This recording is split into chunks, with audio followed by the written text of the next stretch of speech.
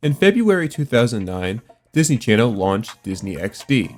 The purpose of the channel was to create content specifically aimed towards boys, since Disney Channel was oftentimes targeted to girls. When the channel first started, it was obvious that that was their intention because its programming literally looked like an 8-year-old boy's bedroom. Hockey, dinosaurs, video games, karate, literally every single bumper was boy-oriented. There wasn't a single girl in sight. And to maximize that idea, all of the stuff mentioned earlier extended into the shows that they would both acquire and produce. The first Disney XD original series was about video games and super spies, the second Disney XD series was about skateboarding, the third was about a rock band, and the fourth literally had the word Kings in the title. 2 of these shows flopped and receive very little attention nowadays, while the other 2 are deemed as underrated gems, but still weren't able to hang with the big dogs over there on Disney Channel. The network had to do something different. Perhaps it was time to loosen up on the male-dominant series and do something that could appeal to everyone. And on June 13, 2011, Disney XD finally struck gold and released a series that would turn into their first real hit, Kickin' It. Lasting 4 seasons and 84 episodes, the show became the first genuinely popular Disney XD series. A show known for high-quality action sequences, an overarching love storyline, and axing not 1, but 2 regular cast members of the series. But what made the show stick out from the rest? Why did the show take off the way that it did? And most importantly, does it still hold up if we take off our nostalgia glasses? Well, that's what we're going to find out today.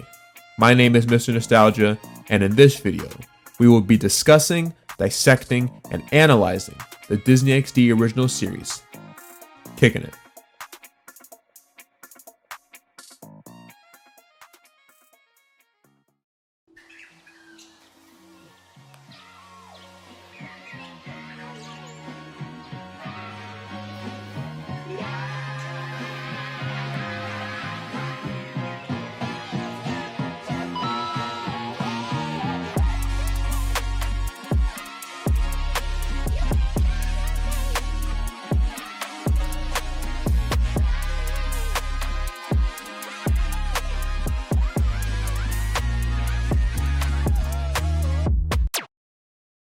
Recently, I heard that you can simply Google someone's name and or email address and find a bunch of information about them online. To put this to the test, I researched some family friends and lo and behold, I was able to find their address, phone numbers, and even emails.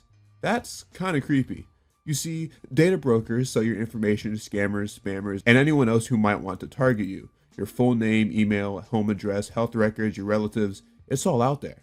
That's why I've been using Aura, the sponsor of today's video. Aura shows me which data brokers are selling my information and automatically submits opt-out requests for me. Cleaning up my information not only helps reduce the amount of spam I get, but it protects me from hackers who could use this information to help them access my social media accounts, bank accounts, or other sensitive information. By using this service, I was able to find out that my personal email was out there floating around on the dark web, and it has been there for over 5 years. Who would have thought? Aura also does so much more to protect me and my family from online threats that I can't see. It's really easy to set up, so I don't have to download several different apps to get things like antivirus, VPN, password management, parental controls, identity theft insurance, and more. I get everything at one affordable price. You may already have 1 or 2 of these tools already, but not having Aura is like locking the front door and leaving the back door wide open. Aura is always on, doing the hard work of keeping me safe so I can focus on other tasks with peace of mind. I value my privacy and I value yours. You can go to aura.com/MrNostalgia to start your 2-week free trial, also linked below in the description. And thanks again to Aura for sponsoring today's video.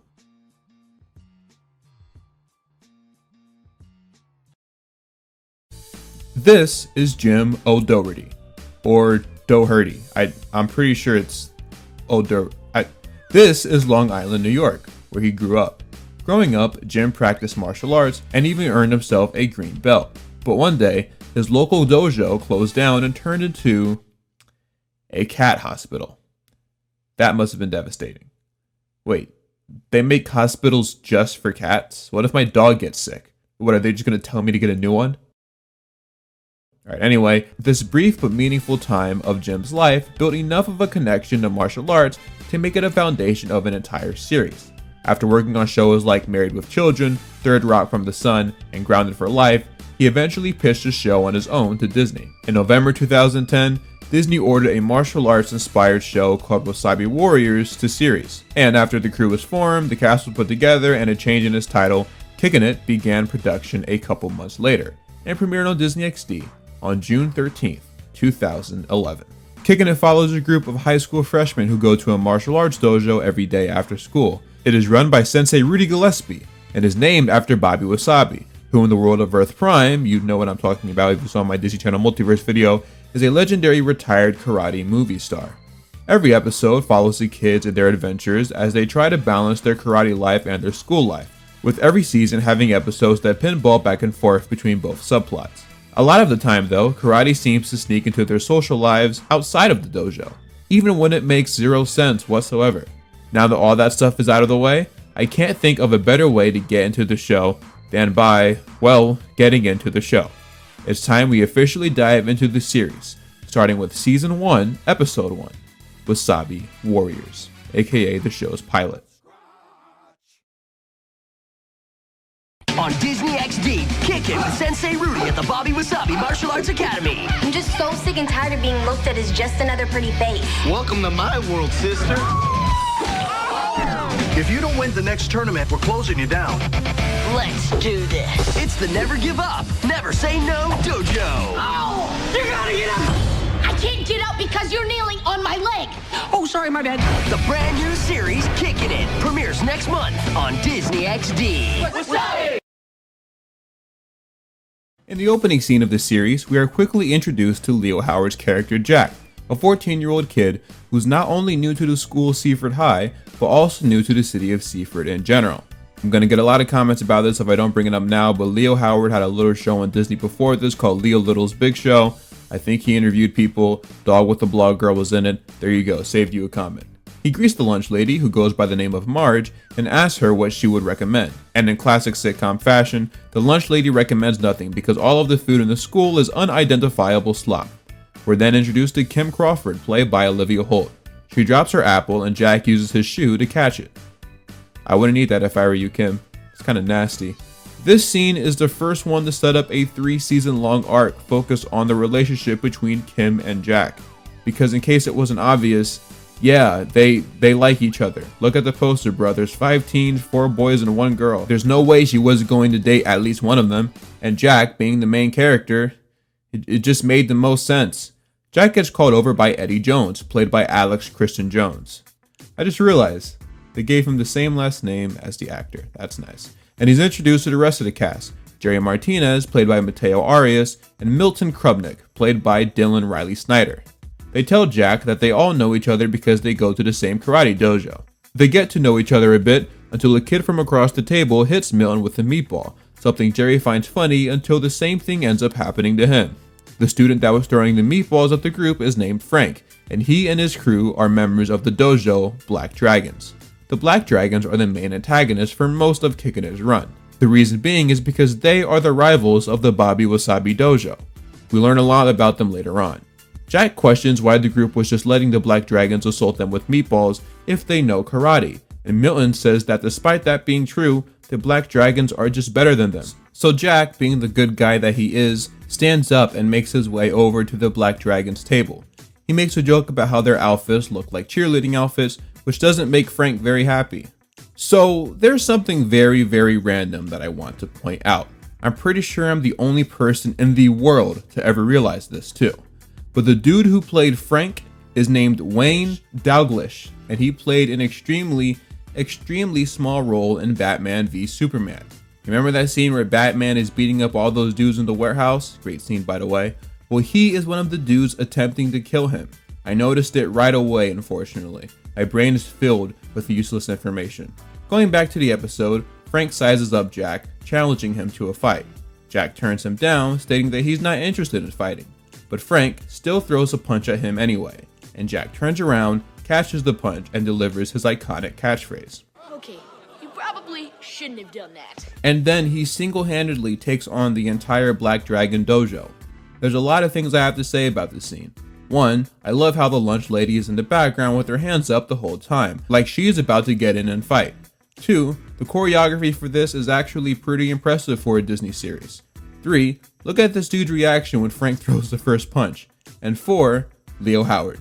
I mean, this dude is good. For those unfamiliar with his backstory, Leo started practicing martial arts at the young age of 4, and after years of practice, he ended up becoming a black belt. So you can see why Disney wanted to use this kid for their show. I believe he does most of, if not all of the stunts performed on the show himself, including this flip off the table. I also really appreciate the physical humor in this scene. The jokes are timed really well and don't feel out of place or forced. Frank runs off and Jack looks over everything he just did, which causes him to scurry off as well. And that, my friends, was the opening scene of Kickin' It. It tells you nearly everything you need to know about the show. We then cut to the intro that is used for all of the series. On a visual aspect, it's a very appealing intro. It's just about what you'd expect for a show like this. It is very martial artsy. On a music standpoint though, it is also very catchy, I will say. Decent production and fun lyrics. It really sets the tone for what the show is about.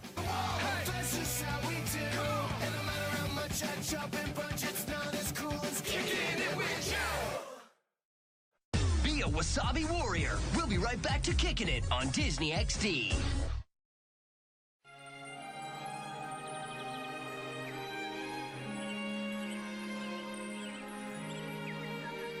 This is where having a crush doesn't mean you don't crush them in competition.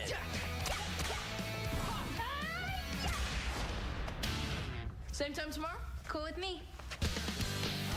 Kickin' It, a brand new series, premieres tomorrow night at 8:30, 7:30 Central on Disney XD. A wise sensei once said, now back to Kickin' It on Disney XD. After the intro, we are greeted by Rudy Gillespie, played by Jason Earls. What we're actually looking at though is a commercial that he made advertising his dojo, the Bobby Wasabi Martial Arts Academy. The commercial is being shown to a couple executives who inform Rudy that his dojo, which is the worst dojo in the entire chain, is failing badly. They tell him that if his dojo doesn't pull in 2 belts at the next tournament, he's getting shut down. The 2 men leave Rudy's office, as we see Marge the lunch lady flip Eddie over onto his back. So as of now, the dojo has 4 members: Eddie, Milton, Jerry, and Marge the lunch lady. Knowing that she's a member of the dojo actually makes her being in a fighting stance in the beginning of the episode make a lot of sense. Rudy explains to them the situation that they are now in, and the kids tell him about the new kid Jack and how he'd be a perfect fit. Coincidentally, Jack is seen riding his skateboard throughout the strip mall, which is against the rules. He accidentally crashes straight through the Bobby Wasabi dojo. He apologizes, then does a bunch of unnecessary flips in his exit, only to get caught by a couple mall cops. Rudy asks who that kid is, and that's when Eddie, Milton, and Jerry say, Jack! Rudy tells Jack that he's in big trouble, but if he joins his dojo and helps them win 2 belts, he'll tear up the report and he won't have to go to juvie. But Jack denies him, saying that he's more of a skater than a karate student. Insert Zeke and Luther reference here. As it turns out, Jack's grandfather is a karate master and he even trained Bobby Wasabi himself. Rudy starts geeking and tells Jack that the building was built on the principles of the Wasabi Code, which is as follows. We swear by the light of the dragon's eye to be loyal and honest and never say die. Wasabi! After getting to know each other a bit, Rudy and Jack come to an agreement. Later, we see the gang at the restaurant across the street called Falafel Phil's. Kim walks in and asks if she can speak to Jack alone, so Jack asks the boys to leave. But they all just stare at Kim because I guess the writers wanted to originally create a dynamic where all of the boys have a crush on Kim. I think they realized later though that wasn't something they could keep up as time went on, so they scrapped it by the 2nd episode. Matter of fact, there's literally an episode later in the season where Milton says that Kim isn't his type, so yeah, they definitely retconned this. Kim tells Jack that since it seems like he knows a lot about karate, he should leave the Bobby Wasabi dojo and join the best dojo in town, the Black Dragons. So she takes him over to the Black Dragons dojo and shows him her moves. Jack meets the sensei of the Black Dragons, who goes by the name of Ty.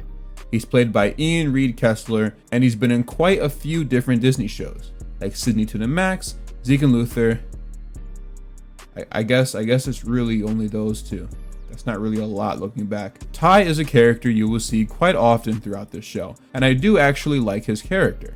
Ty gives him a special bow staff and asks him to join the Black Dragons. Jack says no because he already gave Rudy his word. Bobby Wasabi's a joke. Come on, it's not a joke to me. I gave my word. It's the wasabi code. Zip it, Frank.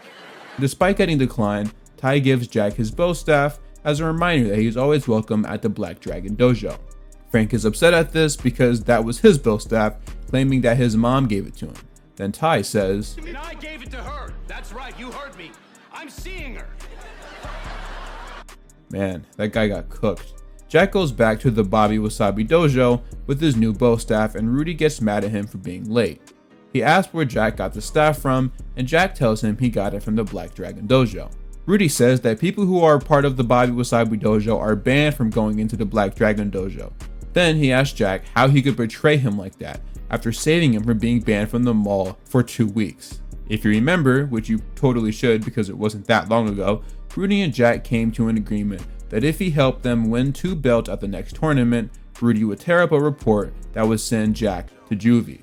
So when Jack finds out that Rudy lied, he gets very upset, especially since honesty is part of the Wasabi code. So Jack leaves. After the commercial break, we see the members of the dojo packing up. Jack walks in to clear out his stuff from his locker and asks what everyone is doing. They tell him that since Jack won't be helping them win the tournament, they might as well start packing up. Milton's dad walks in and asks if this is where he's been having his French horn lessons. Milton tells him that he's sorry for lying, which is against the Wasabi code, but he had to take these classes because of the fact that people kept beating him up for taking French horn lessons. Also, I mean no disrespect to this actor. I just have to acknowledge this. But don't he look like dead ringer, bruh? Like, come on. Eddie says that now that the place is closing, his mom is going to force him back to a dance academy. Jack, feeling motivated to help everyone, tells Milton to break a board in front of his dad. Milton says that he can't do it, but Jack pushes him to do it and he ends up breaking it. We then get introduced to Milton's catchphrase. Holy Christmas nuts! Rudy apologizes to Jack for breaking the Wasabi code, and Jack apologizes to Rudy for the same thing. So Jack agrees to help them out after all. We then have a training montage set to the theme song. After the montage, the Wasabi Warriors enter into the Black Dragon's dojo to begin their tournament. Eddie is up next, but he is scared because his opponent is huge. What do they feed you, brother? Okay.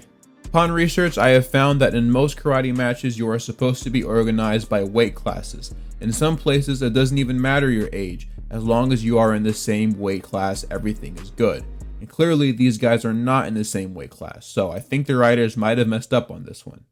Thanks to a pep talk from Jack though, Eddie was able to take down the man by imagining it was Marge the lunch lady taunting him. This is literally the best thing Eddie ever does in this series. He peaked in episode 1 sadly. Eddie winning gives them their first belt. Jerry is up next with the nunchucks competition, and yup, you already know where this one goes.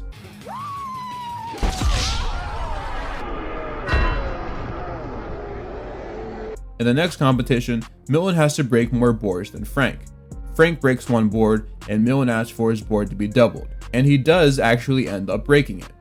But he starts showboating a little too much and twists Frank's nipples, so they disqualify him. They're back to only having 2 belts now. In the next and final competition, it's Jack versus King. What? In the next and final competition, it's Jack versus Kim, doing the vertical peg kick. Kim greets him and says she wishes they could be on the same team, but won't hesitate to take him down now that they aren't. And Jack in response says that he thinks she has a crush on him. She's quick to deny it, but yeah, spoiler alert, she totally does. Like, maybe not at this exact moment, but you know, she's definitely got a little something for him. Ty tells Frank that they can't let Jack win the belt, so he snaps a pencil in Frank's face, insinuating that he needs to injure Jack. So he gets up from his seat and does just that.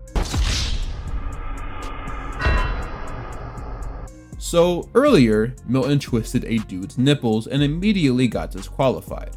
Then we see Frank deliberately injure Jack's leg, which leads to him getting escorted out of the dojo. I don't know anything about martial arts and how they handle situations like this, so I decided to go undercover and make a Reddit burner account so I could ask the karate subreddit a bunch of questions that you'll likely see answered throughout the course of this video. Also, shout out to this one dude that somehow managed to guess it was me. It's very interesting to me that he just guessed it was me instead of like Kean Carlisle, who's made like a million of these videos. But he had a hunch it was me, so he went for it. Impressive, my guy. My question was basically, how would a dojo handle someone purposely injuring an opponent? Every answer I received said that, at minimum, Frank should have been disqualified from the match and banned from competing again, which technically Ty did do, but as we see later in the show, it clearly did not stick. The team/dojo itself though likely wouldn't be forced to forfeit the match unless multiple members were involved, which does add up to Millen twisting the dude's nipples and the Wasabi Warriors still being allowed to compete. It also adds up to basically every sport ever.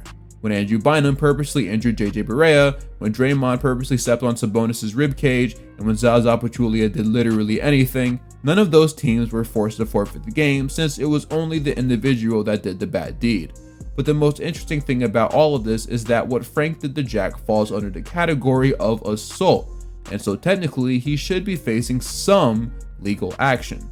Later in the series, it gets revealed that Frank is actually 19 years old, even though he's still in the 7th grade. Frank being 19, an adult, and assaulting Jack, who I believe is 14 when the show starts, probably will result in some pretty hefty consequences. Look, I'm not Quentin Reviews. I'm not going to go super in depth about crimes committed in this series, but this one is pretty big, so it is kind of funny that they kind of just sweep it under the rug. A bigger issue, though, is Ty's involvement in the situation. I mean, he literally told Frank to attack Jack. Surely that goes against any teaching that Ty had to go through to become a sensei, since martial arts is all about honor and blah blah blah. The fact remains that Ty should have been at least suspended for this. But despite all of this, the scene was kind of funny though. I'm just saying. Jack gets helped up by everyone as Kim walks over to Ty. Ty tells her to win the next match so the Bobby Wasabi Dojo can go away forever, but she refuses to, calling him both a cheater and a big baby. She then walks over to Jack, asking if he will still be able to do the flying peg kick. He says he's not sure, but asks her if he does do it, will she finally admit to having a crush on him, to which she reiterates once again that she does not in fact have a crush on him. Jack starts walking towards the peg thingy, and the gang quickly realizes that he's not going to be launching off his feet. Instead, he'll be launching off his hands, which is a move that's only been done once by a man named John Cena. Nah, I'm playing. Bobby Wasabi, but it was obviously Bobby Wasabi. As Jack looks at the peg that he's gonna have to kick, he remembers what all of his new friends were saying earlier about how much karate means to them, about how much they value the friendships they formed at the Bobby Wasabi Dojo, and Jack, being the leader and honorable person he is, realizes what is at stake. So he does what any person in his situation would do. He puts his team on his back, like LeBron in 2018. He successfully launches off his hands and kicks the peg, which sends it flying into the stands. This probably doesn't obey the laws of physics, like at all. It hits Milton's dad in the head and he dies. The gang celebrates a job well done as the freeze frame turns into a picture frame. Rudy puts it on the wall and hits one last wasabi. Wasabi!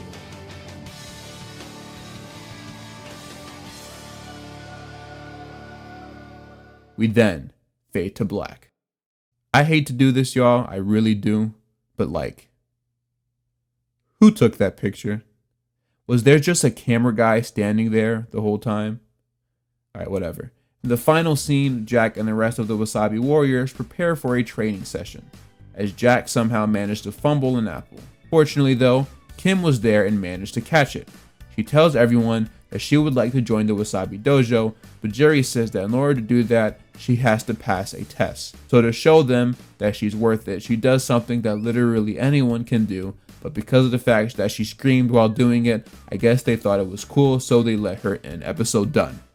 So I think the pilot of Kickin' It is a pretty good episode. I like it. It does a solid job at setting up just about every subplot that we see carried on throughout the show.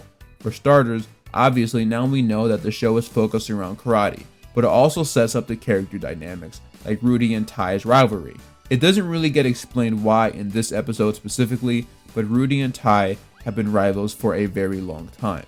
This episode also sets up the Jack and Kim romance story arc that doesn't get fully developed until later in the series. Jack's character got the most spotlight in this episode, which makes sense since it's basically his show, but they did a good job in highlighting how much of a team player he is, and how much he values friendship. The rest of the characters won't get their time to shine until later in the season, but one character I wanted to highlight in particular is Kim. Like, it's definitely implied in this episode that she is somewhat of a tomboy, and she's super tough and gritty, but they definitely changed her character to be more lighthearted and really just your average teenage girl that happens to be really good at karate. They probably did this to create a bigger contrast between her and the rest of the characters. The writers probably thought that having a girl character that just acts like all the male characters kind of defeats the purpose of having that one girl character. In the process of doing this though, I think they kind of stripped her from what made her stand out from other female characters on Disney at the time. But that's another thing that we will touch on a bit later. One fun fact about this episode is that it was filmed in August 2010, while the rest of the series started filming in January, so you will see a notable difference in appearance between the characters, more specifically Jack. That's why, in case you were wondering why the characters look younger than you remember when compared to the rest of the show, it's because, well, they were. 5 months may not seem like a long time, but when you're in your early teens, anything can happen. Another thing I want to point out is that I'm sure a lot of you guys are used to other YouTubers recapping every single episode of whatever show they are reviewing, but me personally, in this video, I'm only going to talk about the episodes that are either 1, genuinely important to the series, or 2, bring up enough interesting points for me to spend time actually talking about. I feel like this will improve the quality of the video overall. I don't want to force myself to talk about an episode that just doesn't have much going on. It would be boring to both me and you, and we don't want that to happen. I want you guys to be as entertained as possible. The final thing I want to mention before I transition into the rest of season 1 is that if you wanted to rewatch the series because of this video, you may notice that the episode order that you see on Disney Plus doesn't match the order that I will be using for this video. The reason why is because at the time of me typing this out, Kickin' It is pretty much completely out of order on Disney Plus, unfortunately. So I will be using the actual order that these episodes aired in, because yeah, that just seems like the obvious thing to do. So, with all of those things being said, it is officially time that we dive into the rest of Kickin' It Season 1, starting with Episode 2, Fat Chance. The episode starts off with Milton excitedly running to his friends at school to inform them about how he just won the spelling bee. He shows them the trophy, but they're quick to point out its small size. Just then though, Jack comes around the corner and the gang immediately ditches Milton so they can see the trophy that he just won.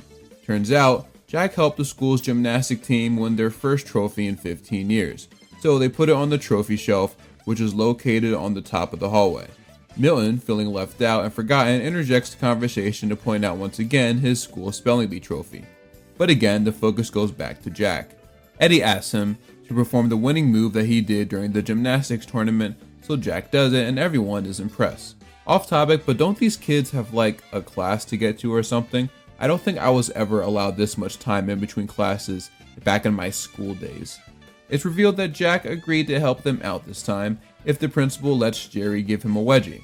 What kind of sick, twisted deal is that? So Jerry comes up behind him and does his best LeBron James impression, then lifts his underwear into the sky.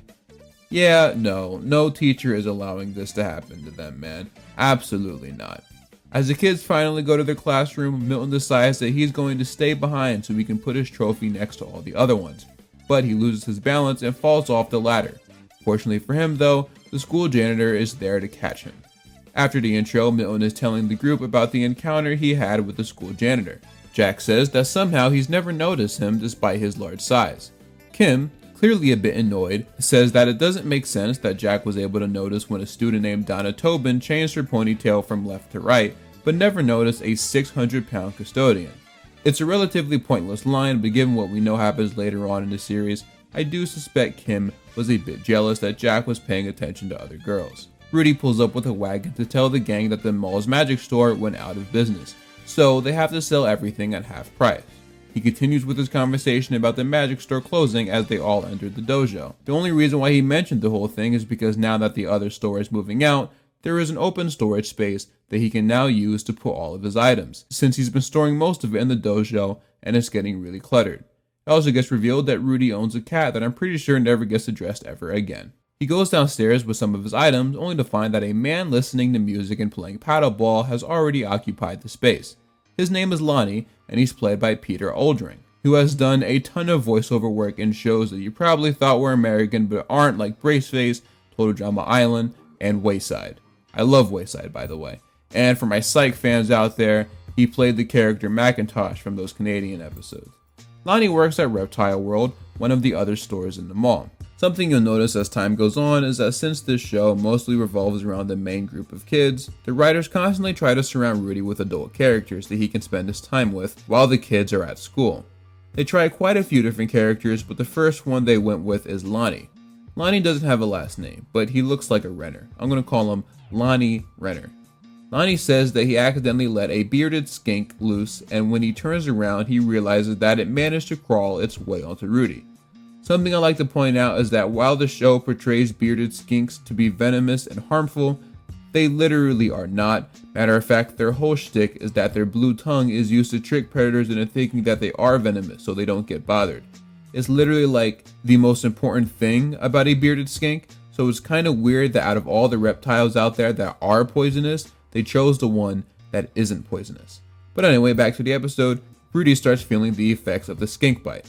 At first he starts to feel hot, but then his tongue goes numb. Feeling confused and overheated, he runs out of the storage space. We then cut to the kids at school. Milton bought a cake that he wants to give to the custodian for saving his life. He knocks on the custodian closet, but when there's no answer, Jerry decides to open it himself, which is something that shouldn't be possible because custodial workrooms must be secured when not occupied by school staff. When they open the door, they see a bunch of newspaper articles and pictures about the custodian.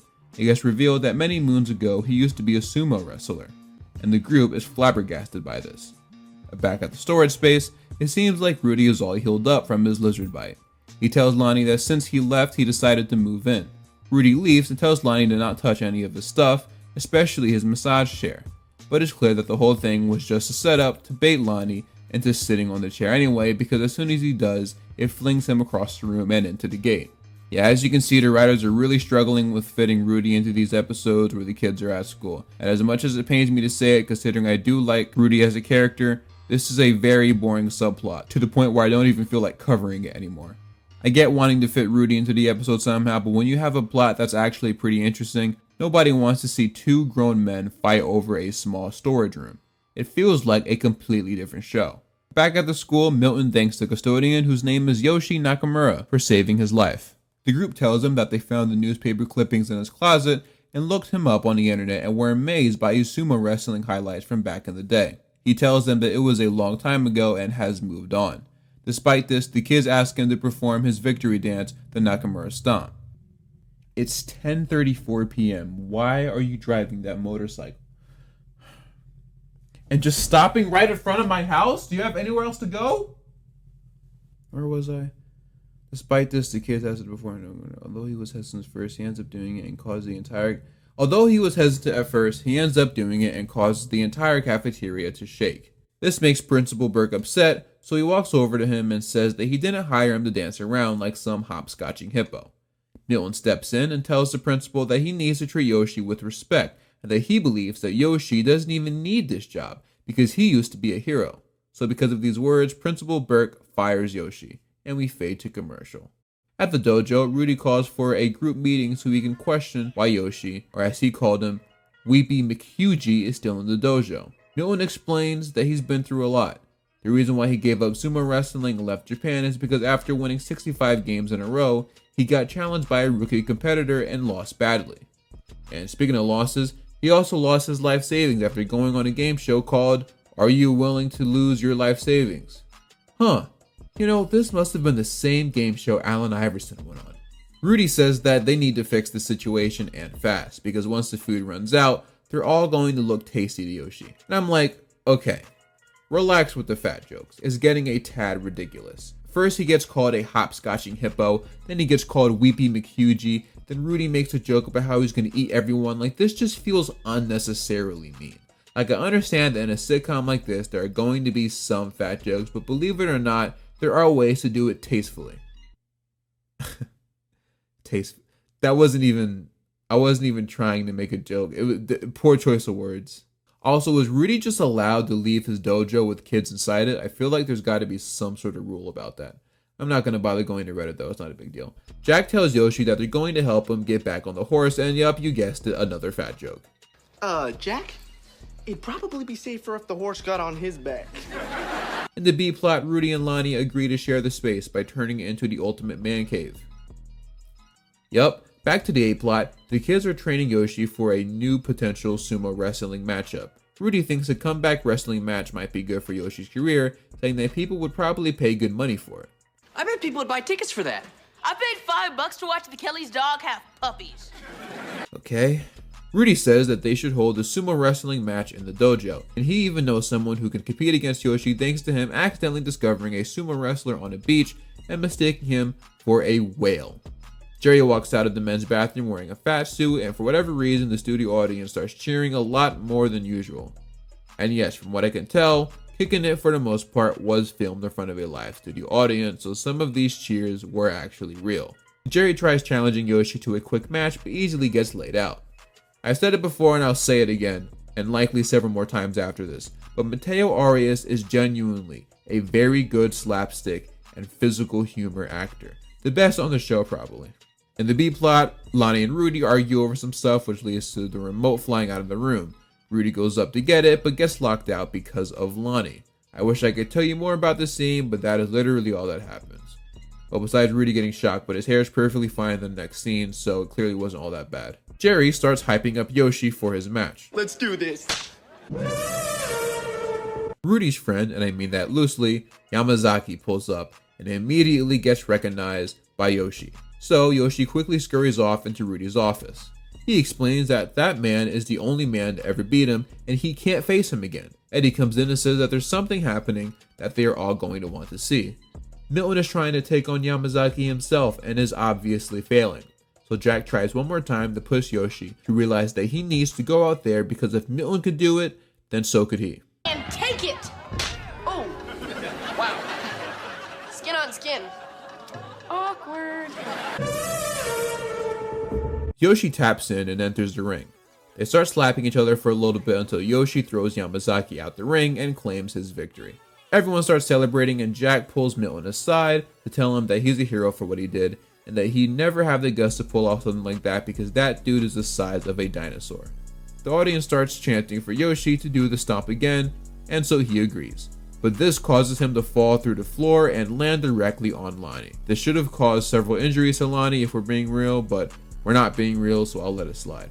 In the final scene of the episode, the gang is at school and it's revealed that Yoshi Nakamura is heading back to Japan to get his title back, all thanks to Milton.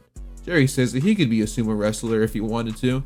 All he'd have to do is put on 500 to 600 pounds. To which Eddie responds with, Your mom did it pretty easily. that is by far one of the craziest roasts I've ever heard in a sitcom.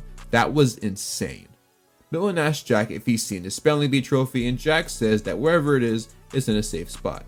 Then the camera pans all the way up to the trophy shelf thing in the sky as it gets revealed, or at least implied, that Jack put it up there himself. Yet another example of his good-natured heart, and the episode ends. Besides the excessive fat jokes and mediocre B-plot, I think this is another decent episode of Kickin' It. I like how it showed the character's willingness to help others, which is something that becomes a pretty big part of the show. Real quick, this episode was directed by Eric Dean Seaton, who's worked on a bunch of different shows, one of which being Superman and Lois on the CW. I'll likely never get the chance to talk about this show again, so if you like superhero content, you absolutely need to check out Superman and Lois. It is, in my opinion, not only the best Superman iteration, but pretty much one of the best live-action comic book TV shows of all time. I know you guys hear CW and start gagging because of how low quality their stuff has been lately, but I'm telling you, this show is different. Give it a chance. It is streaming on Max, formerly known as HBO Max. I have no idea what Eric Dean Seaton does on the show, but I needed to talk about it eventually because it's legitimately one of my favorite shows, and I love it dearly. Anyway, back to Kickin' It. Like I said, this episode is a good one. What I appreciate about the show so far is that unlike other kids sitcoms, the characters are legitimately good people that want to help others, and a lot of that has to do with the wasabi code that they live by. In normal cases, this would be an episode I'd skip due to its overall lack of importance, but considering it highlighted one of the biggest aspects of the show, and it introduced Lonnie into the mix, it was an episode worth talking about. Not much else left to say, so let's dive right into the next episode. Season 1, Episode 3, Dummy Dancing. The episode starts off with Milton, Kim, and Jack getting ready for something called Waxy Wednesday, where a student slides across the floor on a lunch tray after the school's floor has been waxed. Milton takes off his clothes, revealing a purple spandex suit as he prepares to beat Jack's record. Just then, Neville from iCarly enters the school hallway. Yo, Nickelodeon crossover! No, so seriously, Reed Alexander, the actor who plays Neville from iCarly, is in this episode playing a character named Truman who is literally just a Kickin' It kid's version of Neville. He plays the exact same character. All of them dislike Truman due to his snobby attitude and annoying behavior, so they're quick to ignore his presence and go back to Milton. Milton hops on his tray and slides across the hallway only to travel a lot faster than all of the kids expected, causing him to crash into the doors, and it's implied that Neville greased his tray. After the intro, Jerry comes out of the men's bathroom screaming. Someone swapped the shampoo bottle with a pink hair dye bottle. Totally coincidentally, Truman walks in at the same time. They all speculate that it was him that did this, but Rudy says that it couldn't have been him because he never once saw Truman in the dojo. In the B-plot, Lonnie and Rudy are examining a single grain of rice. You guys see what I mean? Completely different show. These B-plots are really hindering the show's quality so far. Rudy says that this is a special grain of rice because a monk spent a year engraving the wasabi coat on it. But just as he finished detailing the importance of the rice, Lonnie's Brazilian monkey lizard eats it. And because of the fact that Lonnie is so far depicted to be a pretty self-centered person, he decides to leave, showing zero remorse for what just happened. He says that this specific breed of lizards only poop once a year, so he's going to have to wait a long time to get that rice back. In case anyone was wondering, yes, Brazilian monkey lizards do exist, but no, as far as I can tell, they don't poop once a year. But what's funny is I'm not the only person to check this out, so clearly other people have wondered this as well, only because of this episode. Rudy says that they're going to have to trick the lizard into thinking that a year has gone by going through fake holiday cycles. You know what? I take this back. This B-plot might actually be kind of fun. Back at school, Kim, who's apparently the leader of the school cheerleaders, is hyping up the female basketball team in the hallway. She tries to run through the banner, but it ends up sticking to her and causes her to fall. So how exactly does Kim manage being a high school student with presumably good grades, the leader of the school's cheer squad, and a karate student? Does she even have time to eat or take a walk somewhere? Man, she has way better time management skills than me. Neville walks down the stairs laughing at her, once again implying that he had something to do with it. And then later, Jack finds out that the note he put in his crush's locker is finally being read. So to prepare for an encounter with her, he puts on some cologne, but as it turns out, his cologne was somehow swapped with blue cheese, and he can't stand blue cheese. So when his crush walks over to him, he vomits all over her shoes, which leads to her vomiting over her shoes, which leads to everyone vomiting over their shoes. This scene is kind of gross. Neville once again laughs at everyone, but this time wearing a nose plug, implying that he knew that this was going to happen. In the dojo, the gang tries to figure out how Neville is doing all of this stuff. It occurs to them that he's managed to prank everyone besides Eddie, so they tell Eddie that he needs to be prepared. To help him, they suggest that they spend every single second with Eddie from the time he wakes up to the time he goes to bed, which is like a really nice thing to do. These guys are such good friends to each other. Eddie gets up, saying that he can't take all of this niceness anymore. He reveals that it wasn't Neville that pranked everyone, instead it was him. And then we fade to commercial. Be a Wasabi Warrior. We'll be right back to Kickin' It on Disney XD. Hi, my name is Leo Howard from Kickin' It, and this is my life. Leo is my hero. When he was 3 years old, he told me he was interested in martial arts. By the time he was 7, he told me he wanted to learn the extreme martial arts. We do different types of martial arts like karate, gymnastics, acrobatics, wushu, taekwondo, all mixed together to put on a performance. It was pretty amazing when I first saw Leo. His focus was, unlike anybody I'd ever seen. Trick can take anywhere from 5 minutes to 2 years to get. Martial arts is a huge part of my life. I also volunteer at a local vet's office. He's interested in veterinary medicine. I love animals. Dude, when Leo's here, he's like my little right-hand man. Caramel. Caramel. Forceps. Yes, forceps. Dr. Sponge. Sponge. Lather. Lather. Shampoo. Shampoo. Right. I also love to cook. He's always in our kitchen and he's always coming up with different concoctions. Jelly. Peanut butter. Green bell peppers. Pasta. One day, Fado just said, hey, you want to come back and make a pizza? I think he was 10 when we made our first pizza together. You ready to toss it? Nope.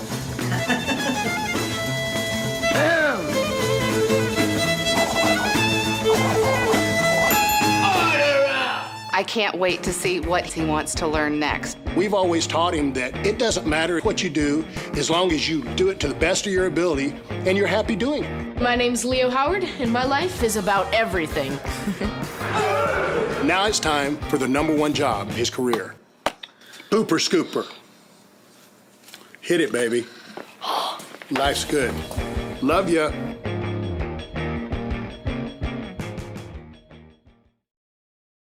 A wise sensei once said, now back to kicking it on Disney XD. Eddie reveals that Neville has been blackmailing him. His dad owns the security camera company that watches them all, and one night, Rudy let Eddie stay in the dojo late to practice some moves. Only thing is, he wasn't practicing his karate moves. Instead, he was working on his dance moves. He tells them that if he didn't do everything that Neville told him to do, Neville was going to upload that video onto the internet. So the gang agrees to help Eddie out and take down Neville once and for all. They come up with a plan to sneak into the security office to grab the flash drive out of the safe. Eddie is supposed to get Neville out of the office and into the parking lot by allowing him to shoot paintballs at him. Jack is supposed to disarm the security system. Milton is going to try to crack the safe. Kim is going to distract the security guard, and Jerry is going to distract the guard's dog because apparently he was partially raised by wolves. To prove it, he does this.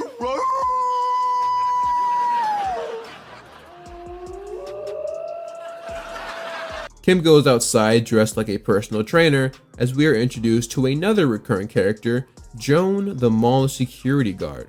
She becomes another character that you see from time to time whenever Rudy needs another adult for a subplot. She's kind of hit or miss. Sometimes she can be fun, sometimes she can be a bit annoying. You never know what you're gonna get. She's played by Brooke Dillman, who you might recognize from Superbad and Good Luck Charlie. Kim tells Joan that although she knows the mall is closed, she wants a place to try out the newest and hottest celebrity workout that combines karate with Pilates. It's called Karate Lotties. Karate Lotties. Wow. Joan lets her dog loose because Kim said that some of the moves are inspired from dogs and might offend them if performed in front of them. And that's when Jerry sneaks in to distract the dog, and Milton and Jack sneak into the security facility. The main office is protected by laser tripwires, so Jack uses his martial arts abilities to bypass them and turn them off. And yeah, this dude Leo Howard is insanely good. Like, come on, man. Ain't no stunt double needed for him. Milton and Jack encounter another situation though. There are weight sensors on the floor that'll trigger an alarm if you step on them. So Jack once again uses his impressive skills to stand on top of a desk. The two then swing across to the safe with the flash drive to open it up. Milton somehow guesses the combination code by remembering facts about Neville, like how he has 4 brothers, has allegedly kissed 7 different girls, and has 3 nipples, something Milton only knows because they swim at the same Y. The scene never made sense to me when I was younger, and it still doesn't now. Why would Neville make that his password? Milton grabs the flash drive, and the two quickly realize that they have no way of getting down. But in the next scene it shows that somehow they did, and I still have no idea how. They head back to the dojo, and Neville finds out that they broke into his father's security office. Jack says that before he gives him the flash drive back, he has a little video to show him. We see on the laptop Eddie entered the security office to put a video camera in there so he could record Neville's reaction to the drive being gone. I have 2 questions about this scene. 1. At what point did Eddie have time to change his clothes, sneak into the office, and put the camera there, change his clothes back to the ninja outfit, then come back to the dojo somehow before Milton and Jack did? Like how does that make any sense? And my second question is, how was Eddie able to walk on the floor in general? Wasn't there a sensor on the ground? To me, this implies that the sensor wasn't actually activated for whatever reason, and Milton and Jack did all of that extra stuff for no reason. I guess maybe that would explain how they were able to walk on the floor after they stole the drive. Maybe somehow Jack or Milton noticed it was off and realized they could just walk on the floor after all. Or maybe the writers just missed this one. I don't know. Take your pick. Neville walks into the office and sees that the drive is missing, so he throws a tantrum.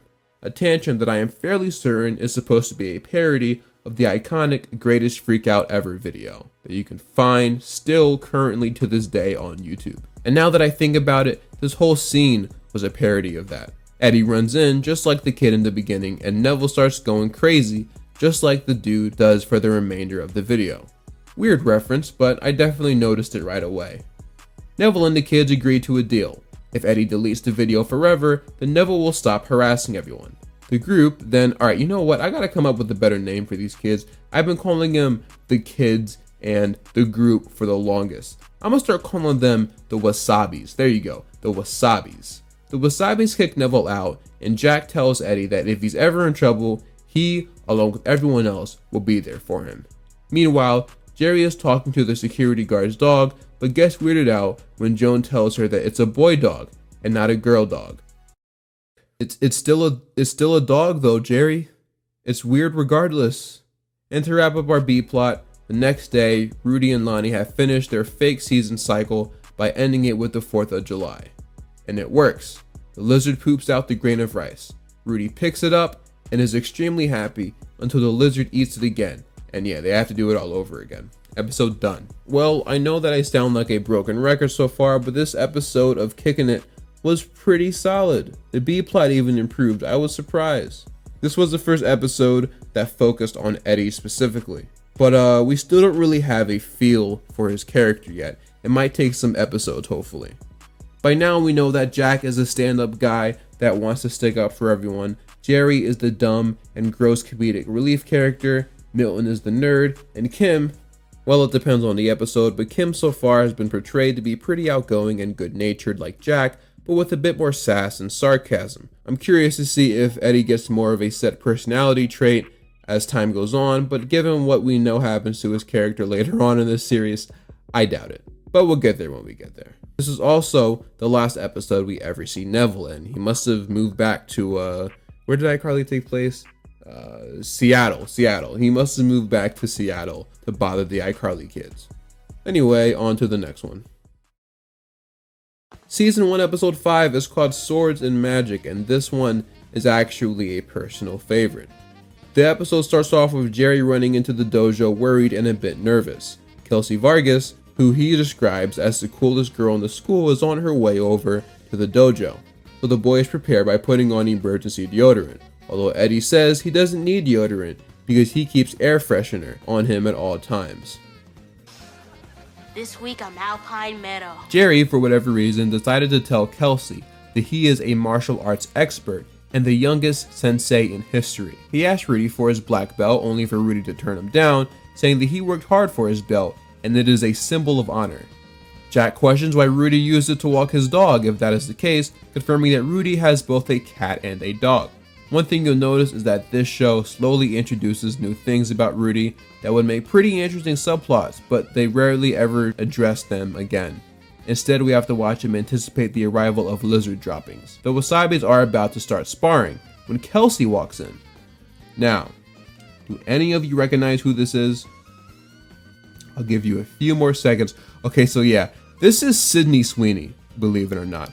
Pre-Euphoria, pre-Madam Web, pre-whatever other project Sydney Sweeney has been in, pre-everything. If it wasn't for the fact that I had found out about this before I began writing this episode thanks to a random Instagram reel, I probably would not have mentioned this, because there's no way I would have made the connection unless I, for whatever reason, paid extra close attention to the credits. But yes, Sydney plays Kelsey. I've never seen anything that she's been in, so I can't really make any jokes, so we're just gonna have to acknowledge this and move on. Kelsey asks Jerry if these are the students that fear and respect him, and Jerry says yes. Feeling disrespected by this, Kim flips over Jerry. Disoriented by the flip, Jerry gets up and puts his arm around Rudy, thinking it's Kelsey, and the two go out to get froyo. The next day, the kids are at school, and Milton enters the hallway dressed like a king. He calls himself Miltonius of Nernia. It's that time of year when all the dorks come out to play swords and magic in the park. I feel kind of weird about Eddie calling Milton and all the other kids dorks. Like, I know Eddie himself doesn't really classify as a dork necessarily, but he's not that above Milton in the high school social status. Milton tells the gang that this year he wants all of them to participate in the swords and magic roleplay with him. He would have used his other more nerdier friends, but none of them are able to compete this year due to various reasons. The Wasabis are really hesitant at first, explaining to Milton that the whole live action role-playing thing isn't really their jam. Milton tries to give them a heartfelt speech to convince them to join him, but they all just end up leaving him. In the next scene, Milton complains to Rudy about what just happened at school, and Rudy says that he would actually love to join Milton in his upcoming live action role-playing adventure. He tells Rudy that he might be the only true friend he has, and officially dubs him his squire. Fun fact, a few months prior, Good Luck Charlie had their own live action role-playing episode, or LARP as they call it. Was LARPing really that popular in 2011? I've never actually seen anyone do it. Sydney pulls up to the Wasabis as they're outside and gloats about how his team will take down Milton's team during the LARP. Sydney Doyle is actually a recurring character in Kickin' It, and if I'm not mistaken, this is his very first appearance. He's a nerd. There's not really much to talk about. Jack feels bad that Milton has to face all of these guys alone, especially since Milton referred to them earlier as his loyal warriors. To convince everyone to put on their costumes and help him, he reminds them about specific instances where Milton helped them out. After reminiscing on those times, the gang agrees to help him. So in the next shot, we see them in their costumes, full makeup on and everything. Hey, lady, eyes up here, okay? Oh, these sexy legs are a curse.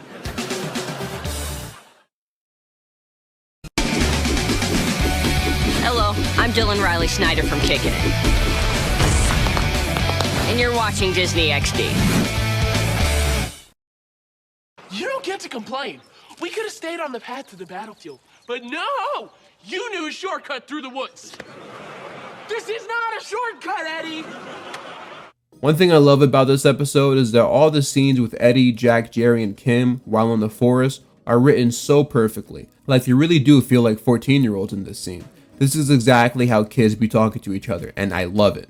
It feels very authentic. Jerry walks up to a porcupine and mistakes it for being a groundhog, so it shoots its quills at Jerry after he gets too close, and yeah, they literally cannot do this. They manage to get all the quills out off camera, and Jack remembers that he has a GPS on his phone. Eddie is determined on leading them to the site though, since he is a wilderness explorer. He tries to take Jack's phone, but it ends up stuck in between a log. Eddie goes to grab it, but instead sticks his hand into a beehive. They all freak out and start playing hot potato with it. But then Jack literally kicks the beehive for no reason. Is this dude stupid or something? It's a beehive, bro. What did you think was gonna happen? Now they freak out even more and start running around. Jack runs into a tree and gets knocked out. Eddie runs into a big mud puddle, or muddle, I guess. Kim and Jerry return, only to see Jack has a Tom and Jerry size knot on his head. The antics of this entire scene are some of the best the show has to offer. It's not necessarily laugh out loud hilarious unless you're like 8, but it is really charming and fun.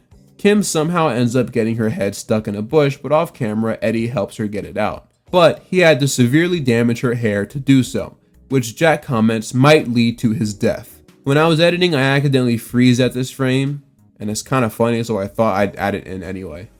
Meanwhile, on the battlefield, Milton and Rudy are fighting off the other squad. Sydney has Milton on the ground with a foam sword pointed towards him. Just then, Jack shows up and throws an axe at Sydney. The Wasabis charge at Sydney's team and successfully scare them off. Alright guys, hands in. We've got us a grail to capture. Wasabi! Yeah, this is peak Kickin' It right here. Also, this is one of the few times Leo Howard didn't do his own stunt here, which is kind of weird considering I'm pretty sure he's done crazier stuff than this. Sydney's team charges at the Wasabis and the battle commences. Everyone starts putting in the work and successfully takes down their opponents. A thing I really appreciate about this battle is how accurate the takedowns are to each individual. Kim and Jack are really good fighters, so they actually use their fight moves to take their guys down. Eddie, on the other hand, is pretty much dog water at fighting, so all he does is duck. They could have easily had him unlock some new ability that he somehow got off screen, but instead, the writers realized that this just wasn't the time for that. Also, another thing I really like is this scene, where Jack takes down his enemy and then trips afterwards. Now you might think it's just a cheap gag to make people laugh, but to me, it's more than that. I appreciate this scene because it shows that even Jack has bruh moments. So often does the show depict them as perfect, it's nice to see him fail just to illustrate that he's still just like everyone else. For the most part at least. The fight sequence continues, and I gotta say, this is really well made. I am kind of surprised how much thought they put into this. Milton grabs the last cup. I don't really know what the objective of this whole thing was, to be honest, and they end up winning. He holds it up and Kim catches a glimpse of herself, to which she responds by doing this. What happened to my hair? Eddie, you are so dead!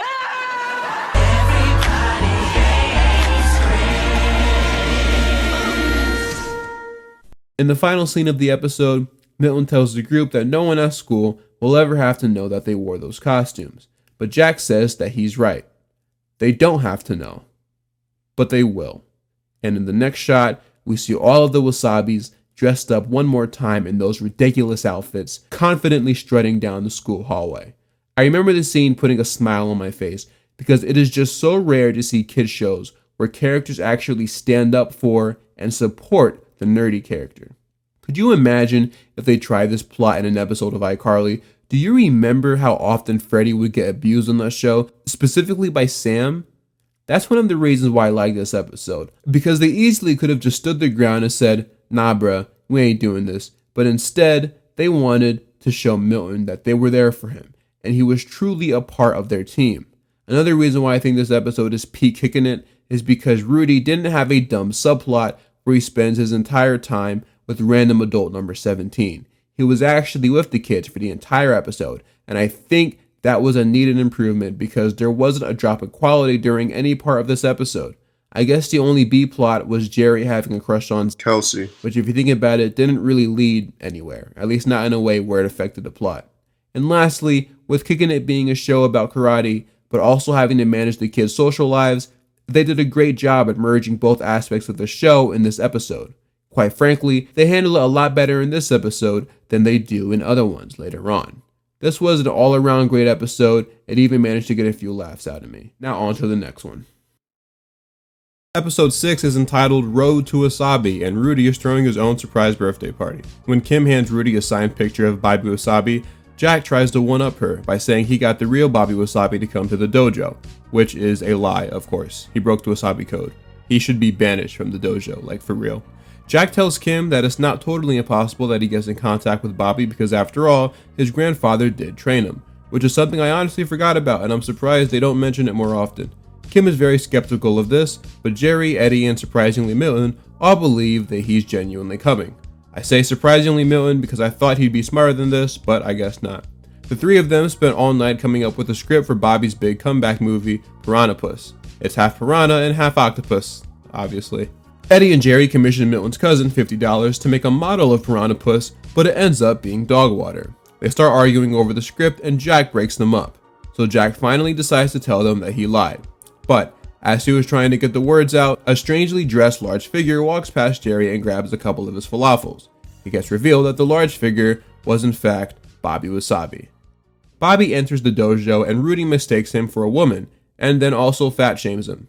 Multiple times, might I add. This is crazy too because he had no reason to act like this. This is just proof that Rudy is just rude to random strangers. To prove his identity, Bobby Wasabi attacks Rudy and the two go at it.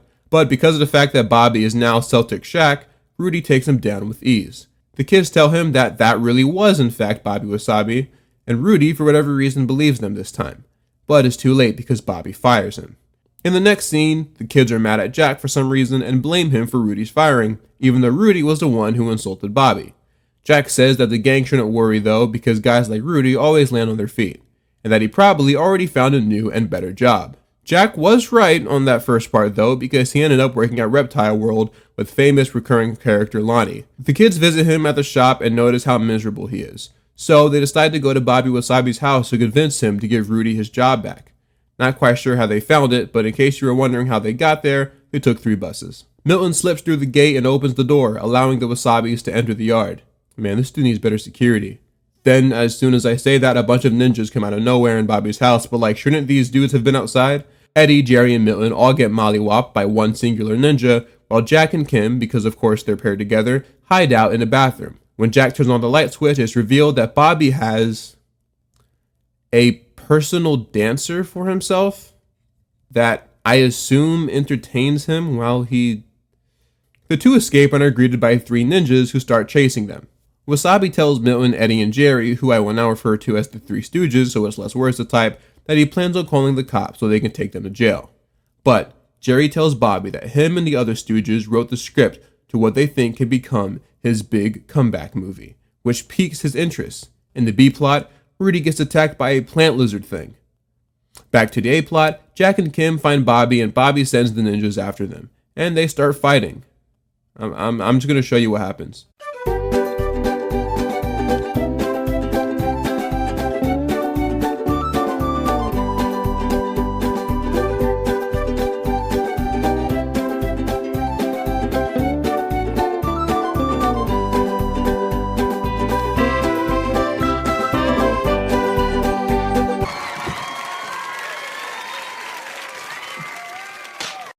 This one sequence basically summed up Kickin' It as a whole. Jack and Kim do all the work while the 3 Stooges sit back and watch. You know how much of a better message it would have sent the kids if you actually had Eddie, a chubby kid, save the day for once and actually throw some hands? It would be a tad unrealistic, but this entire show so far has been unrealistic, so who cares?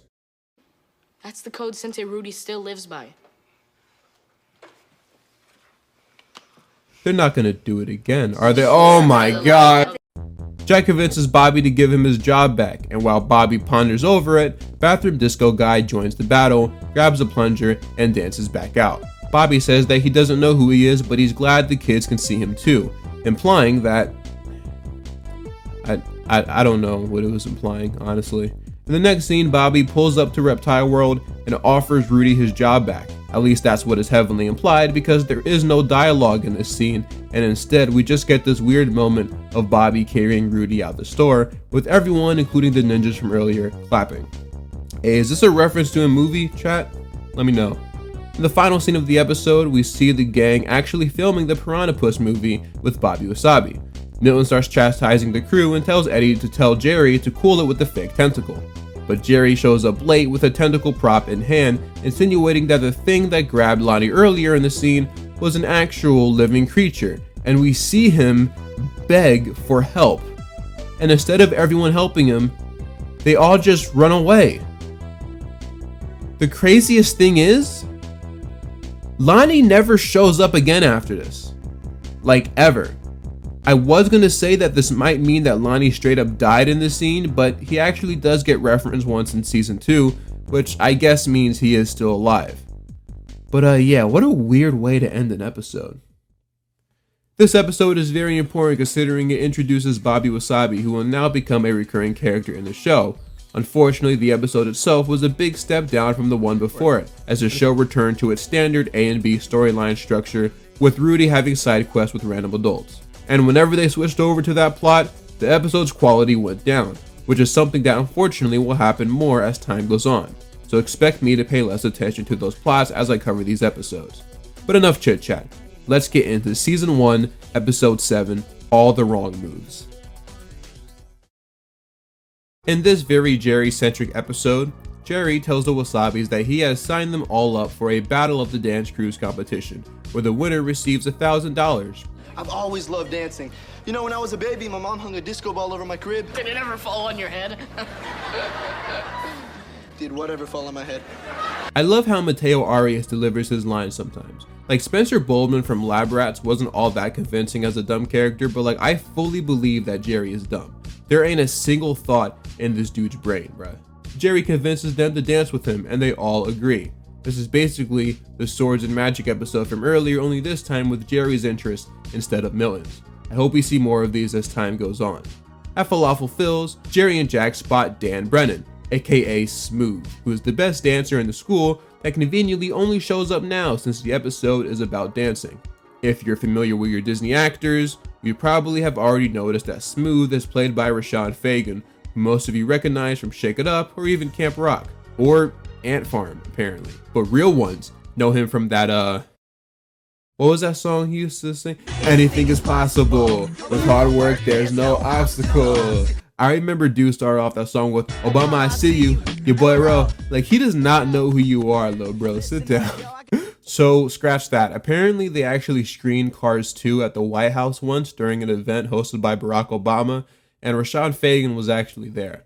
For whatever reason, it seems like the cast of Shake It Up specifically were assigned to advertise Cars 2 because there were a few more promos that they did where they'd advertise the movie. I don't know, just a weird thing that I found while researching stuff for this video. But I guess Barack actually does know who Rashawn Fagan is. I apologize. Smooth walks over to Jerry and informs him that his dance group called the Step Brothers win every single year. He then dances. I can do that, that's not a big deal. I mean, I'm not going to. I'm just telling you, I can't easily. Jerry tries to show Jack that he can do what Smooth did too, but he ends up just ripping his pants. That wasn't my pants. Oh, never mind. In the B plot, we get another classic Rudy subplot with a random adult. This time we get an appearance by Marge the lunch lady. I feel like the show kind of forgot that Marge is actually a member of the dojo too, because we haven't seen her assist the pilot. Rudy questions why she has an inflatable man in her arms, and she explains that she tried to sell them to police officers so they could put them in squad cars to scare off people from speeding. Rudy gets the idea to dress up the inflatable man as a ninja, to use for a similar reason. Marge says it would be great for women who have to take the bus home late at night. So the rest of the episode, they try to get this idea off the ground, but things go horribly wrong due to a defect in the product. Joan the mall security guard, however, had romantic interest in one of them. Anyway, back to the A plot. Jerry starts a training session with the Wasabis, but they are all horrible at dancing. He starts to get annoyed by all their bad dance moves and asks if they have any dance experience at all. But they all have very minimal experience. In the pilot episode, however, we find out that Eddie actually did go to a dance academy, and they surprisingly kept that continuity going in this episode. We see a flashback of him at a lesson, but he's just as bad as everyone else. But he didn't really come there for the dancing, and instead, just wanted to spend time with the teacher. Smart man. Good job, my brother. We rocking with you. Eddie suggests that they take 5, so they head to Falafel Phil's presumably. How can they afford to keep eating at that place? None of these kids are old enough to work, but I basically work 2 jobs and shiver every time I swipe my card at McDonald's. You know, as Jerry was passionately explaining to his friends about how dancing comes from what you're feeling on the inside and stuff, it actually made me appreciate him more as a character. It's a nice change of pace because for once, Jerry isn't the dumb one in an episode. Matter of fact, he's the only one that has an advantage. While rehearsing, Jerry gets visited by Smooth, and they head to, you guessed it, Falafel Phil's to talk about the dance contest. Smooth convinces Jerry to leave the Wasabis and join him instead, which displeases Jack and everyone else. Look, it's not about winning, okay? This guy also makes his own cocoa butter.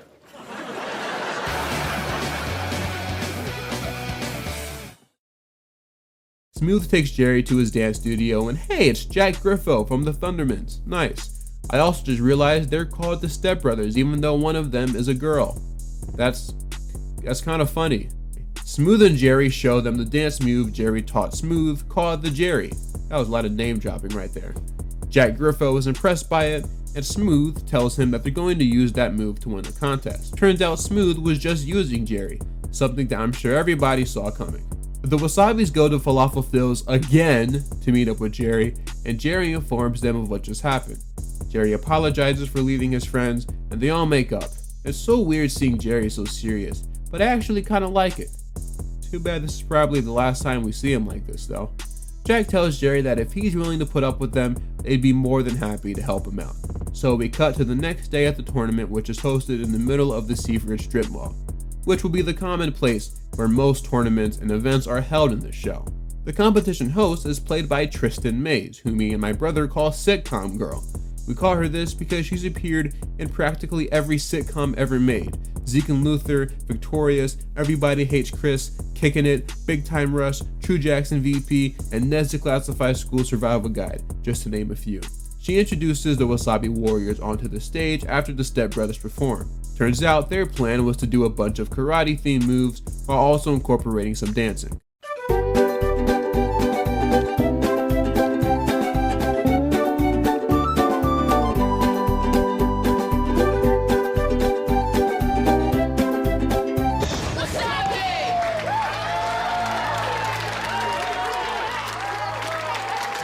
After the performance, they announced that the Step Brothers end up taking home the Best Performance trophy, but this year they started handing out Best Individual Dancer awards, and that trophy ended up going to Jerry. Smooth is upset by this and says he can do whatever Jerry can do. So to prove this, he tries to do it but falls down. He and his team scurry off and we never see them again, where Sean Fagan probably ran straight to the Shake It Up set after filming this. Yeah, this episode is pretty decent. We saw a different side of Jerry today, and it also highlighted once again how close this group really is. So far we've had 2 Milton-centric episodes, an Eddie-centric episode, and a Jerry-centric episode. And since the rest of the show either revolves around Jack/Rudy or the gang as a whole, it's time that we get a Kim-centric episode. Does it go as well as the other character-led episodes? Let's find out. Episode 8, entitled Ricky Weaver, is a rather important episode because this is the first episode that can be considered as part of the Kick saga. Kick being the ship name between Kim and Jack. Internet pop sensation Ricky Weaver, an obvious parody of Grayson Chance, is giving a performance at Seaford High thanks to Kim winning an essay contest. Kim's friend Grace, who will later go on to become a recurring character, outs Kim as a closeted Ricky Weaver fan, and Kim admits to being completely obsessed with him, which surprises everyone else. Rudy overhears the boys discussing Kim's weird obsession with Ricky Weaver and says that they're all just a bunch of haters. As it turns out, Rudy, for whatever reason, was the lead singer of a boy band back in the day called Just Us Guys with a Z. So yeah, there's definitely a pattern here of Rudy just becoming whatever the show needs him to be. He's not a real character. The writers just know that since Jason Earls is under contract, they need to include him in every episode, so they're always trying to figure out ways to jam him into plots. He does a little performance for the kids and Jack isn't very impressed. However, Milton, Eddie, and Jerry are very intrigued by this, so they go with Rudy to listen to his tape.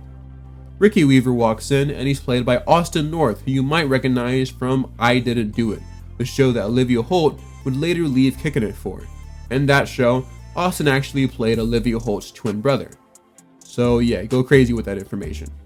Normally when I mention other sitcoms in my videos, I end it with review coming soon, but I'd have to be running extremely low on content to make a video about that show. Kim runs out and greets Ricky, and Ricky invites Kim to go up on stage during his performance at the school dance to dance with her. It's kind of weird how Jack is just listening in on this whole conversation, but whatever.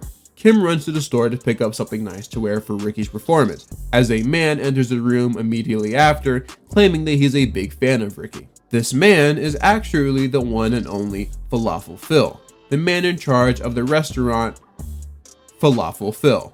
We're 8 episodes in, and we finally get to meet the man himself. It's about time. Phil will later not only become a recurring character from this point on, but will basically become Rudy's closest friend in the series. Phil ends up being one of the show's best characters in my personal opinion, and we'll slowly learn more about him later as the show progresses. The paparazzi find Ricky Weaver and harass him for pictures, so Jack steps in and asks them to stop, then gets pushed to the side by a photographer. He then beats him and everyone up, although I will say this is handled pretty tastefully because he never actually hits anyone, but like, the fight scenes in this show really do come out of nowhere, and considering the situation definitely could have been handled differently, you have to wonder if this was sending the wrong message to children. I wouldn't be surprised if this show got a couple emails from angry parents telling them that the show was too violent. You just took out 6 guys. 7 actually, but who's counting, right? Actually, I am, Jack, and when I watched the scene again, I actually counted about 10 people.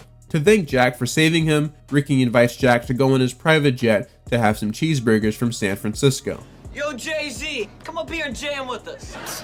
Yeah, right. Hey, Beyonce, Why don't you bring us up some peanuts? Forget that. I just got in the hot tub. Jack is a Beyonce fan, confirmed. In the next scene, Jerry stresses to Kim the importance of looking cool while dancing in public, as if last week's episode didn't already cover that topic. So for the second episode in a row, Jerry teaches Kim how to dance. I love how horrified Jerry is. Kim walks away offended that Jerry would say she is a bad dancer, even though he said it in the last episode too, and she was completely fine with that. Jerry says he, Eddie, and Milton should form a group of their own because they're better than Ricky Weaver. All they would need is a lead singer, and Rudy happily agrees to be just that. Ricky arrives at the school for his performance and talks to Jack about Kim. He explains that Kim didn't actually win a contest. His record company just makes him do school concerts, and he chooses the girl based on their looks. His plan is to take Kim backstage, make his move on her, and then dump her. Jack is annoyed by this, so he goes to warn Kim. He finds her and is immediately taken back by the sight of her wearing a dress, claiming that he's never seen her in a dress before. Which really makes sense because if you think about it, he hasn't known Kim for that long. I don't know how much time has passed since the pilot, but I'd imagine it hasn't been longer than 6 months. I don't know, I'll figure it out later. Jack tells Kim about Ricky's plan, but Kim doesn't believe him. She thinks he's just making it all up because he doesn't like Ricky. In the B plot, Rudy and the Black Belt Boys, which is the name of the boy band they just formed, are planning to crash Ricky's concert before he gets on stage so they can perform their song Love Ninja. Rudy gets on stage dressed as the school's mascot, which is a whale, and introduces the Black Belt Boys. They come down on the zip line and immediately crash. And then security chases them off the stage. This is somehow the worst B plot of the show. Ricky gets on stage and starts performing his song that is obviously not actually done by Austin North.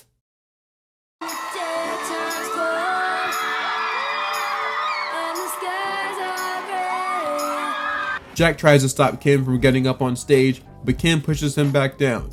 The crowd serve Jack away from the stage as we go back to the B plot with the Black Belt Boys at, you guessed it, Falafel Phil's. The band breaks up and then gets back together 3 seconds later.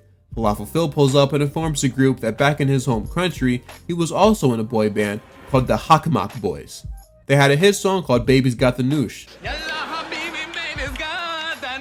Anyway, Jack tries to find Kim, but it's too late. He already put his moves on Kim, and Jack sees the aftermath. It's actually incredibly impressive that she was able to do that. Kim tells Jack that he was right and says goodbye to Ricky. Ricky tells Jack that Kim was the first girl in 20 schools that didn't allow him to kiss her. And Jack explains that the reason why is because she is, quite simply, not like the other girls. He then sticks the paparazzi on Ricky, and we never see or hear about Ricky again. In the final scene of the episode, Jack finds Kim working out late at the dojo. Kim informs him that she can take care of himself, but thanks him for having her back. Jack then asks Kim if she wants to grab a burger with him, and she agrees. Where are these kids getting this money from? The Backstreet Boys start arguing with each other outside and make their way into the dojo. Falafel Phil follows them, and he's trying to convince them to let him stay in the band. They all tell him no, and the episode ends with them dancing to Baby's Got the Noosh. This is a decent episode, and like I said, is a very important one because it kinda sorta sets up Jack and Kim's eventual relationship. It also introduced Falafel Phil, who will become probably the most recurring character in this series. His actor, Dan Adut, actually appears in the show Cobra Kai, funny enough. A show that has constantly been compared to Kickin It.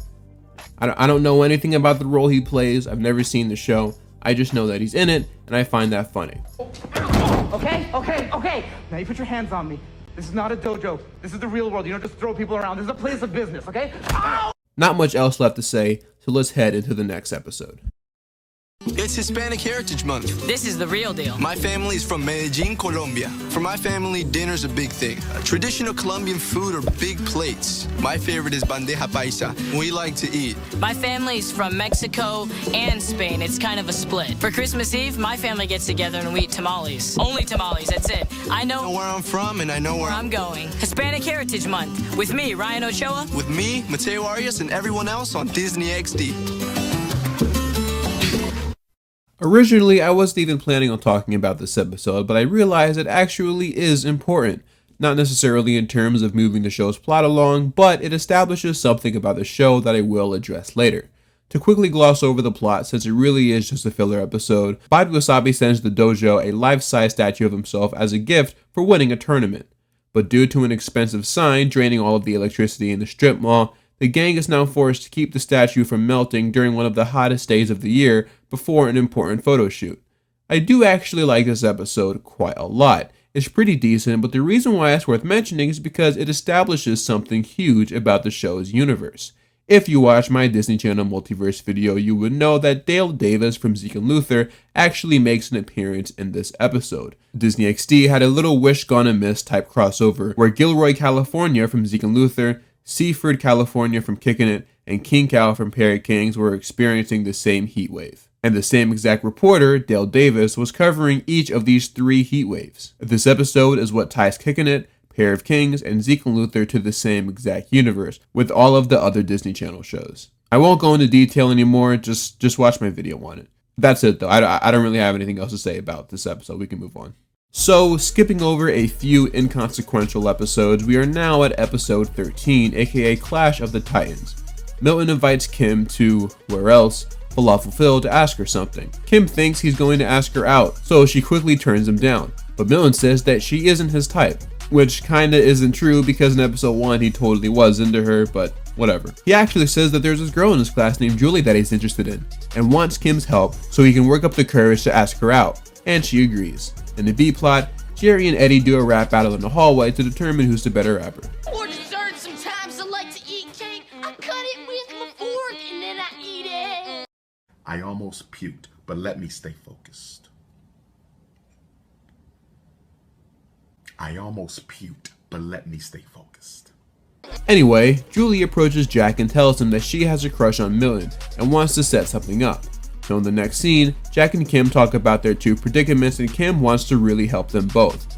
So she sets up a date with the both of them at Falafel Phil's on Friday night. Back to the B plot, Eddie, who now works for Falafel Phil as a mascot, starts battle rapping Jerry, who works at the Captain Corndog, doing the same thing. They then start fighting each other, and Joan, the security guard, has to separate them. Simultaneously, the date that Jack and Kim set up for Milton and Julie has begun at Falafel Phil's, and things go really smoothly. Milton brings Julie back to the dojo to meet Rudy. Julie explains that while her parents are in Europe, she is living with her uncle. Rudy says that that's what family is all about, and that her uncle must be a really good guy. Just then, Ty, who in case you forgot is the leader of the Black Dragons, walks into the dojo with Frank, one of his students. Ty says that Frank saw them together while at Falafel Phil's. Turns out, Ty is the uncle that Julie is staying with. After finding this out, Rudy and Ty ban both Milton and Julie from seeing each other, which doesn't make either of them happy. Kim and Jack help out Milton and Julie behind the backs of Ty and Rudy, but Frank somehow spots them and he brings some of his goons with him. You probably shouldn't have done that. He said it, he said the thing. We then get a good old classic Kickin It showdown between Kim, Jack, and the Black Dragons.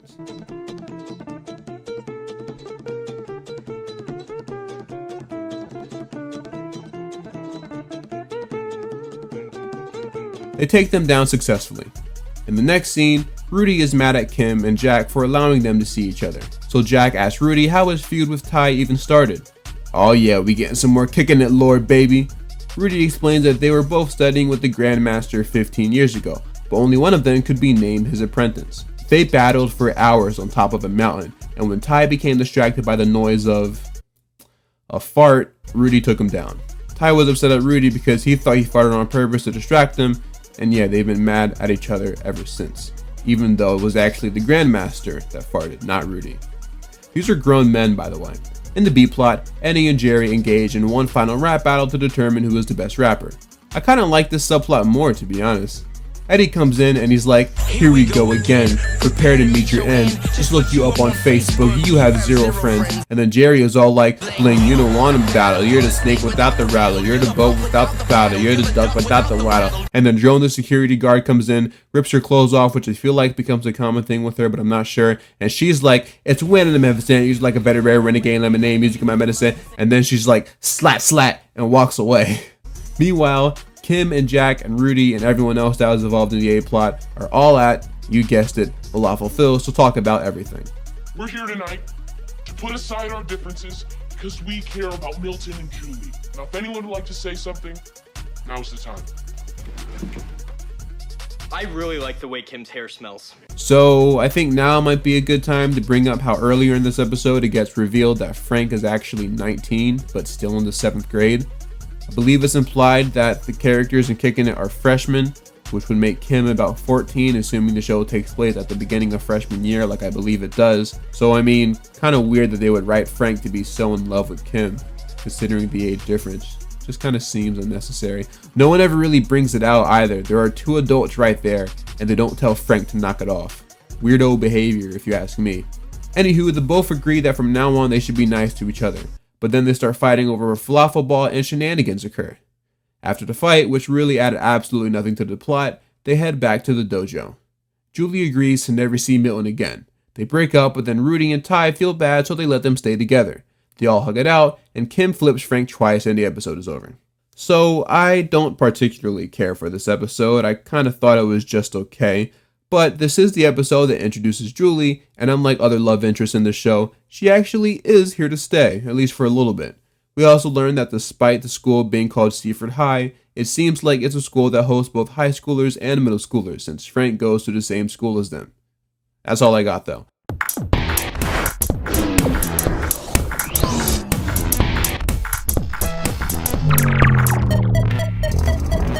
Yes. Episode 15, otherwise known as The Great Escape, is another Jerry-centric episode.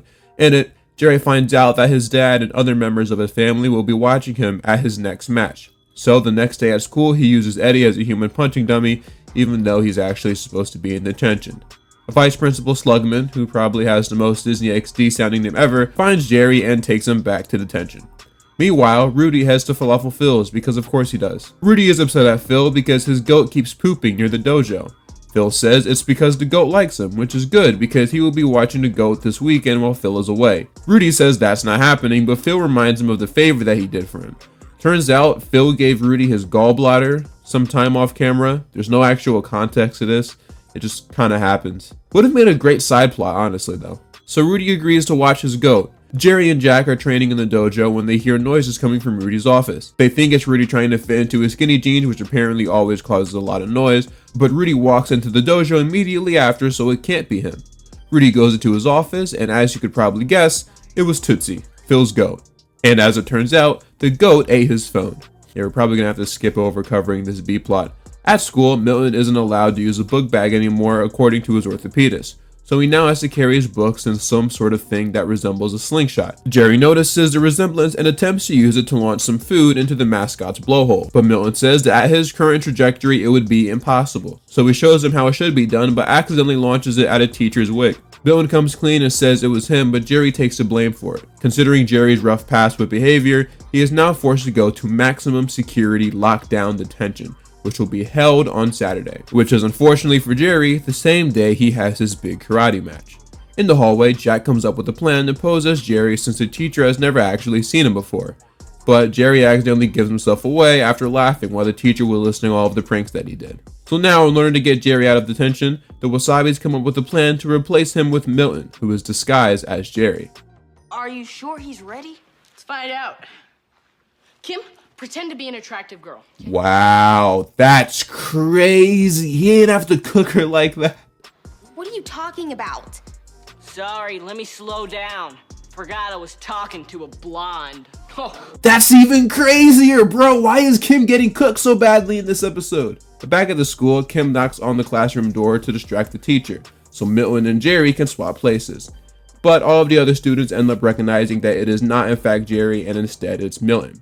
So they start to corner him until Milton mentions how he's the only person so far that's been able to break out from maximum lockdown detention. So they start to give him his respect. Anyway, at the tournament, Eddie actually takes down an opponent, which is kind of nice to see for once. We also get a glimpse at Eddie's mom for the first time. Jerry is up next, but is nowhere to be seen, so Rudy goes to find him. Jerry tells Rudy that he's nervous of losing in front of his family, but Rudy reassures him that they're there because they love him, win, lose, or draw. He then hands Jerry a picture of them together to motivate him, but he ends up just eating it. Jerry runs in, but immediately gets defeated. But his family rushes over to him anyway because, just like Rudy said, they are all there to support him out of love. But, not everyone is there to support him. Earlier, Jerry specifically mentions that his dad and other family members are going to be there to support him, but he doesn't mention his mom. I find this pretty interesting because in the episode Boogie Nights, Rudy started to date a woman who he first met while she was wearing a cat mask.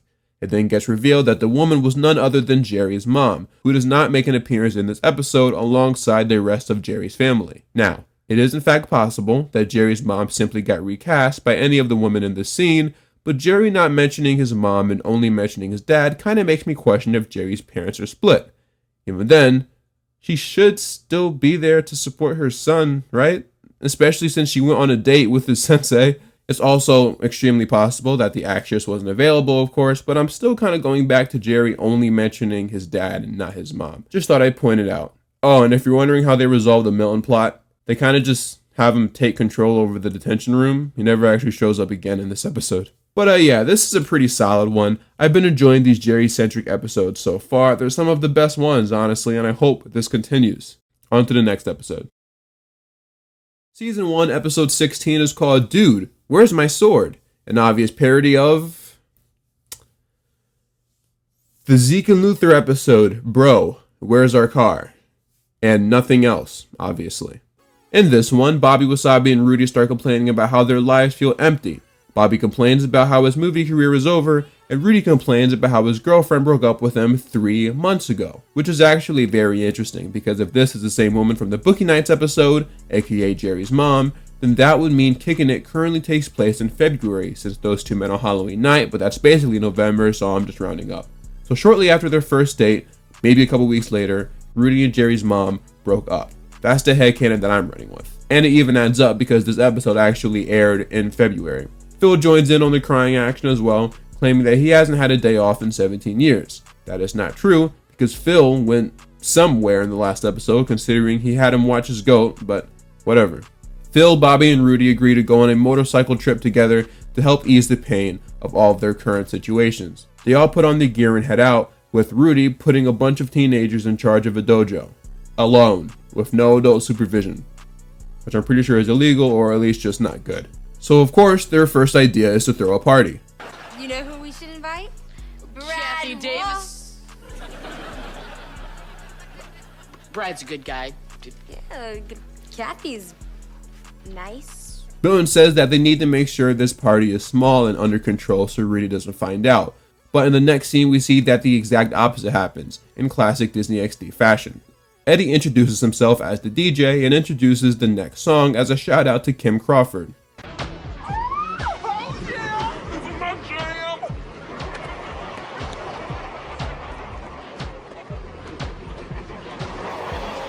Is it me or is this song a blatant ripoff of TikTok by Kesha? Jack questions where Kim's date went, and she says that he walked away as soon as she started dancing, which makes a lot of sense. Kim does the same to Jack, asking where his date is, and Jack tells her that she never showed up. In the B plot, Rudy, Phil, and Bobby are at a restaurant, where a waitress named Carlotta recognizes Rudy from his karate commercials, which surprises Bobby because usually he's the one that gets all the recognition. Rudy walks up to her to pay for his meal and Carlotta is totally interested in him. But this makes a man named Dwayne, who she might have had a romantic history with in the past, jealous. Dwayne makes his way over to Rudy's pool table and starts trouble, but Rudy says that they're just trying to play a nice game of pool and nobody needs to get hurt. Just then, Phil accidentally launches a ball into Dwayne's forehead, and well, you know what happens next. They easily defeat Dwayne and his goons and immediately go over to help Phil up. I'm better than okay. This is the best day of my life. I feel so alive. Best road trip ever. Phil is really one of the funniest characters on the show, if we're being real. And the B plot wraps up with Rudy and Carlotta slow dancing, as Rudy touches the weird flap of skin on the back of her neck that she apparently has. Back to the A plot, Jack's date finally arrives, but she ends up dancing with Kim's date, also in classic Disney XD fashion. Well, maybe not Disney XD fashion, but definitely Disney fashion. Milton, meanwhile, is playing bouncer, which probably should have been Jerry's role because everyone ends up walking all over him to make their way into the dojo. Jack tries to ask some of them to leave, but gets shoved away. When he asks again, he gets a punch thrown at him, and you'll never guess what happens next. That's a little extreme, don't you think? Come on, bruh. Jack then single-handedly takes out everyone who crashed the party, and everyone leaves. but they trash the entire place in the process. A simple cleaning job might do the trick, but when Milton sees that Rudy's extremely priceless katana that we literally never see until this episode, but we just have to pretend that it was always there, is gone, the gang realize that they have a situation on their hands. And that's not even the worst part. We forgot to water the plant! Coming in 2012. These kids are gonna make the world a safer place. Yeah! I'm ready.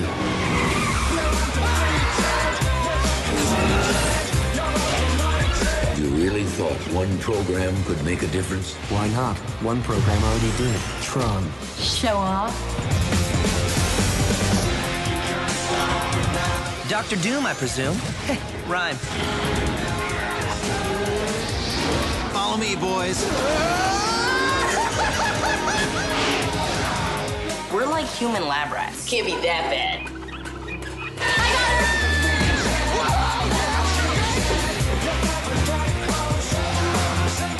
Never say die, Jack. Oh, what's up, ladies? What's up, girls?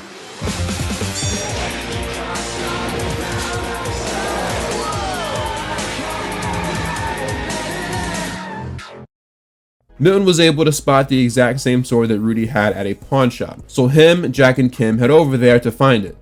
I'm just gonna assume these guys all have bikes parked out front of their dojo because they almost never explain how they get from one place to another so easily. At the pawn shop, the dude running it grabs the sword and says he wants $500 for it. So in order to make an equal value trade, they all somehow go back to their houses and grab a bunch of stuff to trade in, but it only comes to $94. Milton asks if he can trade all of the stuff that they brought in for a French horn, which makes Kim and Jack very confused. Milton plays a little something something on the French horn since the show has alluded to him also having a background with it in the past, and says that this horn belonged to a legendary composer, Lorenzo Sansoni. Milton swindles the guy into thinking the horn is actually super duper valuable to the point where he can buy the entire pawn shop, and the pawn dude just kind of believes him without doing any research, so they're able to get the sword back. They make their way back to the dojo with the sword and commend Eddie and Jerry for cleaning up the place so well. Rudy comes back and Jack quickly puts the sword on the wall. Rudy commends them for keeping the place so intact, but mentions how he is a bit overprotective over the katana, especially considering he bought it for only $15 at the flea market. The gang agrees to head over to, you guessed it, Falafel Phil's to talk about Rudy's trip. They think they've gotten away scot-free, but Jerry, who was now trapped in a wall due to a grape juice stain removal remedy gone wrong, snitches on all of them. And end of episode. This one is a great squad episode. Everyone played their part, even the characters in the B plot. And speaking of the B plot, this is one of the few episodes so far where both the A plot and the B plot were interesting to me. Something that doesn't happen too often. I am slowly starting to get attached to all of these characters. Or I guess reattached technically, but it's been so long since I've seen the show, I don't really remember which characters I like the most. The trio of Bobby, Rudy, and Jerry is so far one of my favorites, and I hope to see it more in the show. Ain't much else left to say though. It's time we really start to get into these final few episodes. Let's see how this season wraps up. Season 1 episode 17 is called Breaking Board. An excited Milton jumps down the school stairs to inform Kim and Eddie that a dude named Duke Evans is coming to Seaford. Seaford. Duke Evans is a professional speedboard breaker, and Kim somehow doesn't even know who he is, even though Milton and Eddie do. That's kind of weird if this dude is as popular as they say he is. Imagine this show being about basketball and Milton saying, "Oh my gosh, Kevin Durant is coming to our school." And Kim says, "Who's Kevin Durant?" I don't see how that makes any sense. Jack, however, isn't impressed by him and says he'd love to break his record. To prove that he's ready, Jack does this.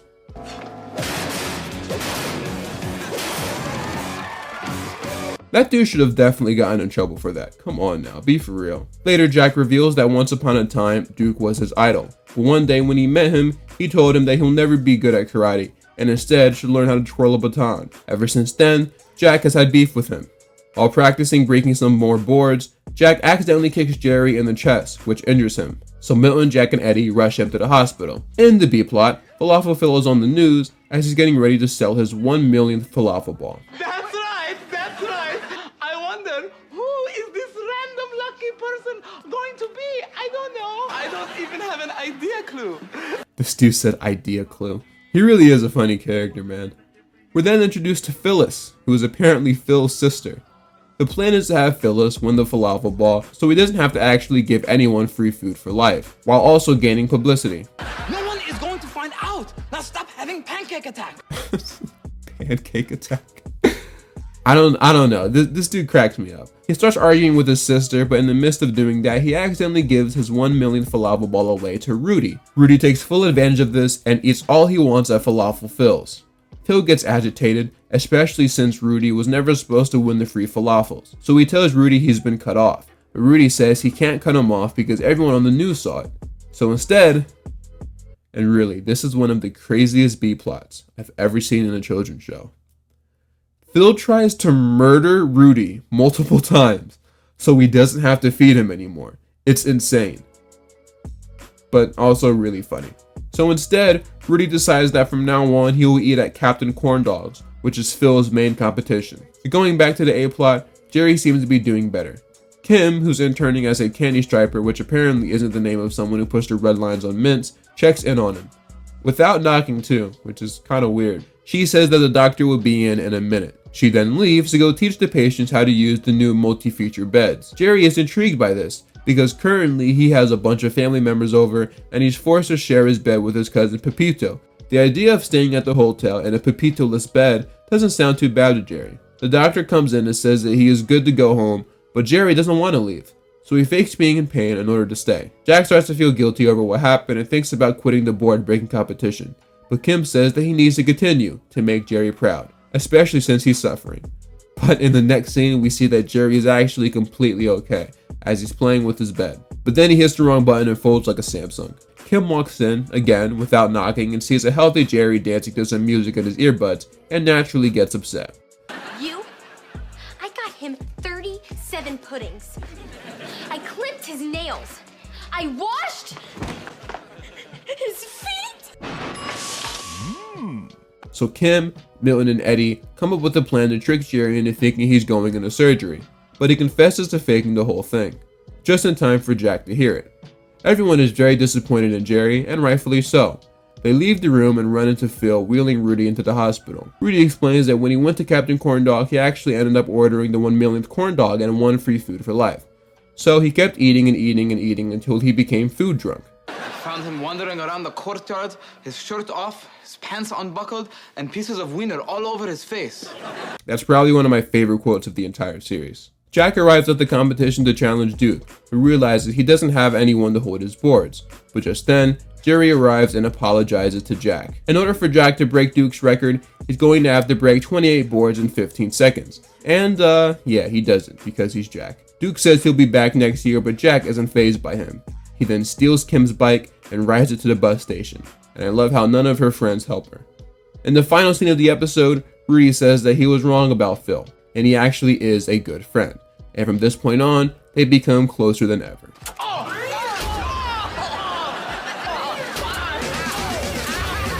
This episode doesn't necessarily establish anything new, but I do like this episode a lot. It's one of the main episodes from season 1 that I remember the most from when I first started watching the show. This is also probably the best Rudy and Phil subplot we've seen so far. This duo will go on to become one of the best pairings in the show. A much better choice than Lonnie, Joan, and Marge. So far, there haven't been too many episodes that are purely about karate, despite that being the main focus of the show. Which is glad I get to now finally talk about one of the biggest and most important episodes in the entire series. Season 1, Episode 19. They've built friendships, broken boards, and even fought piranhas. But they've never embarked on a journey like this. The Junior World Martial Arts Championships in China. Take off for an adventure as big as the Great Wall with Kickin' It in China. In a land full of mystery. I still don't get how Elvis is part of a Chinese wedding. Congratulations, bro-in-laws. Jack confronts his long-lost nemesis. I'm not undefeated. I thought I beat the karate out of you 2 years ago. You are not going to give up on yourself. Who gives him the fight of his life. Can't beat this guy. Think about everything your grandfather taught you. He was a master sensei. Watch a massive Kickin' It event. Starting with a 4-episode Kickin' It marathon. And the brand new special event, Kickin' It in China. premieres Monday, March 5th on Disney XD. Never say die, Jack. The episode begins with Milton and Eddie coming from a restaurant that's not Falafel Phil's for once. It's a Chinese food restaurant that's apparently really bad. Jack grabs a fortune cookie from the bag and the fortune says, "You are about to embark on an exciting journey." But he shrugs it off, calling it a gimmick. The rest of the gang read their fortunes as well. Eddie says a surprise will fall from the sky. Milton says your carelessness will harm a friend, and Jerry says you have a nose for trouble. Eddie's fortune comes true immediately, as a squirrel falls from the sky and onto his face. Milton tries to take it off him, but in doing so, he accidentally hits Jerry in the nose, making both of their fortunes come true. And as for our remaining fortune cookie, Kim runs outside to tell everyone that Jack just found out he's going to the Junior World Karate Championship in China. Rudy explains that he wrote a letter to China telling them about Jack and his abilities, talking about how skilled he is and how he's never lost a match. But Jack tells Rudy that before they go to China, there's something he needs to tell them. So they go outside. Meanwhile, Eddie, Milton, and Jerry fight over the last cookie, and Jerry ends up eating it. But he's able to recover some of the fortune though, and it says you will find a great treasure in. But the rest is still in Jerry's stomach. Outside, Jack tells Jerry that not everything he put down in the letter he sent to China is true. Rudy says that everyone stretches the truth sometimes, and that he actually does it quite often, which is against the Wasabi code, but whatever. Jack says that he did in fact lose to someone, a kid named Kai. Kai beat Jack so badly that he gave up karate until he moved to Seaford. Rudy says that although that may be true, they still sent him 2 first-class tickets for a reason. But Jack says that he instead wants to trade those 2 tickets in for 6 coach tickets, so that everyone could go instead of just him and Rudy. And hot nuts. I'm just saying, it'd be great if we could all go. I said hot nuts, Kim! So Jack tells everyone that they are all headed to China. So I find it kind of hard to believe that everyone's parents just so happen to agree to let their kids go to China with only one adult there to supervise them. So I made another Reddit post asking people if trips to China to compete in matches is really a thing, and here's sorta the answer. Basically, yes, competitions do in fact happen internationally, even junior competitions. But the thing is, karate isn't really a big sport in China, so having a tournament there doesn't really make much sense. Japan, for instance, would be the better choice since it's a Japanese art. It even makes more sense to have competitions in places like South America, Europe, and the Middle East, which is very interesting and is something I just didn't really think about when I was younger. That being said, the gang make it to China and are amazed at the fact that they are standing on the Great Wall. Eddie, Milton, and Jerry tell Rudy that they are going to try to find the factory that made the fortune cookies that they ate, to see if they can find the missing part of the fortune. Just 3 teenage boys roaming the streets of China unsupervised. Sounds like a great idea to me. Also, yeah, this green screening is horrible. The cab driver that the boys got to take them to the factory is played by Matthew Moy, known for his roles in shows like Steven Universe, iCarly, 2 Broke Girls, Good Luck Charlie, Big Time Rush, and he was also in The Middle, if any of you remember that show. That's a solid show right there. I'm not making a video on. That's not even remotely close to the kind of stuff that I do here, but it is a good show. Anyway, in the middle of the China streets, the cab that they're in is getting attacked by a yak, and yeah, it's gonna be one of those Milton, Jerry, and Eddie subplots. Time to whip out the Three Stooges name again. The driver's name is Shen, and he starts crying because tonight is his wedding night, but he doesn't know what to do. Eddie says that he doesn't know what to do either because he's only 13. But they go to Seaford High, which I thought was a high school, which would make them freshmen, but now apparently he's 13, which probably means he's in 8th grade, maybe 7th. I hope I hear something that clarifies exactly what grade these guys are in because this isn't making too much sense to me. Shen says that since all the dudes who were going to stand with him at his wedding aren't available to do it, he was wondering if those 3 could stand in for them. He says it won't take long, which if anyone has ever attended a wedding before, you know that is complete cap. All they need to do is get dressed in traditional Chinese clothing. So in the next shot, that's what we see, except Jerry is dressed like Elvis because there was nothing else available. Eddie congratulates Shen on getting married, and Shen congratulates them as well. Turns out he couldn't marry his wife until he found 3 people to marry his sister, so that's why he needed help from the Three Stooges. Ironically, earlier in the episode, Eddie says that he's 13, but Shen still sets him and everyone else up to get married anyway. Cause why not, I guess. So the Stooges run away in an attempt to escape, and coincidentally, the place that they ran to is right in front of the Panda Moon Cookie Company. The Stooges meet up with the owner of the shop and ask for the rest of the fortune, and they find out that the last words were, "Your friends. You will find great treasure in your friends." And obviously they are pretty disappointed to go through all of that stuff to find out it was just that. Okay, anyway, back to the A plot. Jack takes down his first 4 opponents and wins to move on to the finals. However, the dude he will be facing next is the same person who gave him his only L last time, Kai. Kai arrogantly greets Jack and the two talk a little trash. Kim tells Kai that Jack isn't scared of him, but Jack is like, well, actually, you see, I kinda am. And then the biggest reveal in the series so far happens right here. Kai's my cousin.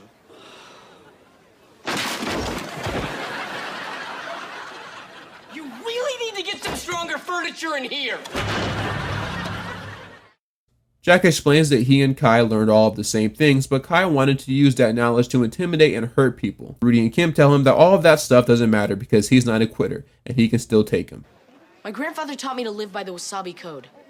We swear by the light of the dragon's eye. After Jack freshens up in the bathroom, a group of ninjas come in to attack him. Jack tries his best to take all of them on, but one of them hits his arm, which injures him. Just then, Kai comes in, and he's all like, you probably shouldn't have done that, and beats up each and every one of those ninjas. Jack thanks Kai for helping him out and questions who those guys were. Kai tells him that because of the fact that he just beat 4 of the best fighters in the world, it's likely to assume that some of them will want to harm him as a result. A doctor comes in and tells Jack that his hand is broken and that it would be unwise for him to compete in the match. They're all disappointed by this news, but Rudy and Kim tell Jack that although things didn't turn out the way he had hoped, the fact that he was invited to compete against these guys proves that he belongs with the best of the best, and that alone should give him comfort. Later during the tournament, Jack gets a text from the Three Stooges saying that they're sorry he had to forfeit and will be there as soon as they ditch the wives, which Rudy misinterprets as internet slang for when something is cool. They hand Kai the trophy and everyone applauds. As Jack makes his way over to congratulate Kai, he notices one of the people he's hugging has the same tattoo as the guy that jumped him. He questions Kai about who those ninjas really were, and Kai tells him to just accept the L and move on. They go back and forth for a bit until Jack realizes that it's not worth it. Jack walks away until Kai hits him with a Nikola Jokic on Markieff Morris. Rudy and Kim back everyone up so Kai and Jack can have a showdown. I'm always scared to show too much of the fight scenes without editing it down because of copyright, so I'm just gonna have to speed it up and put some music behind it like usual.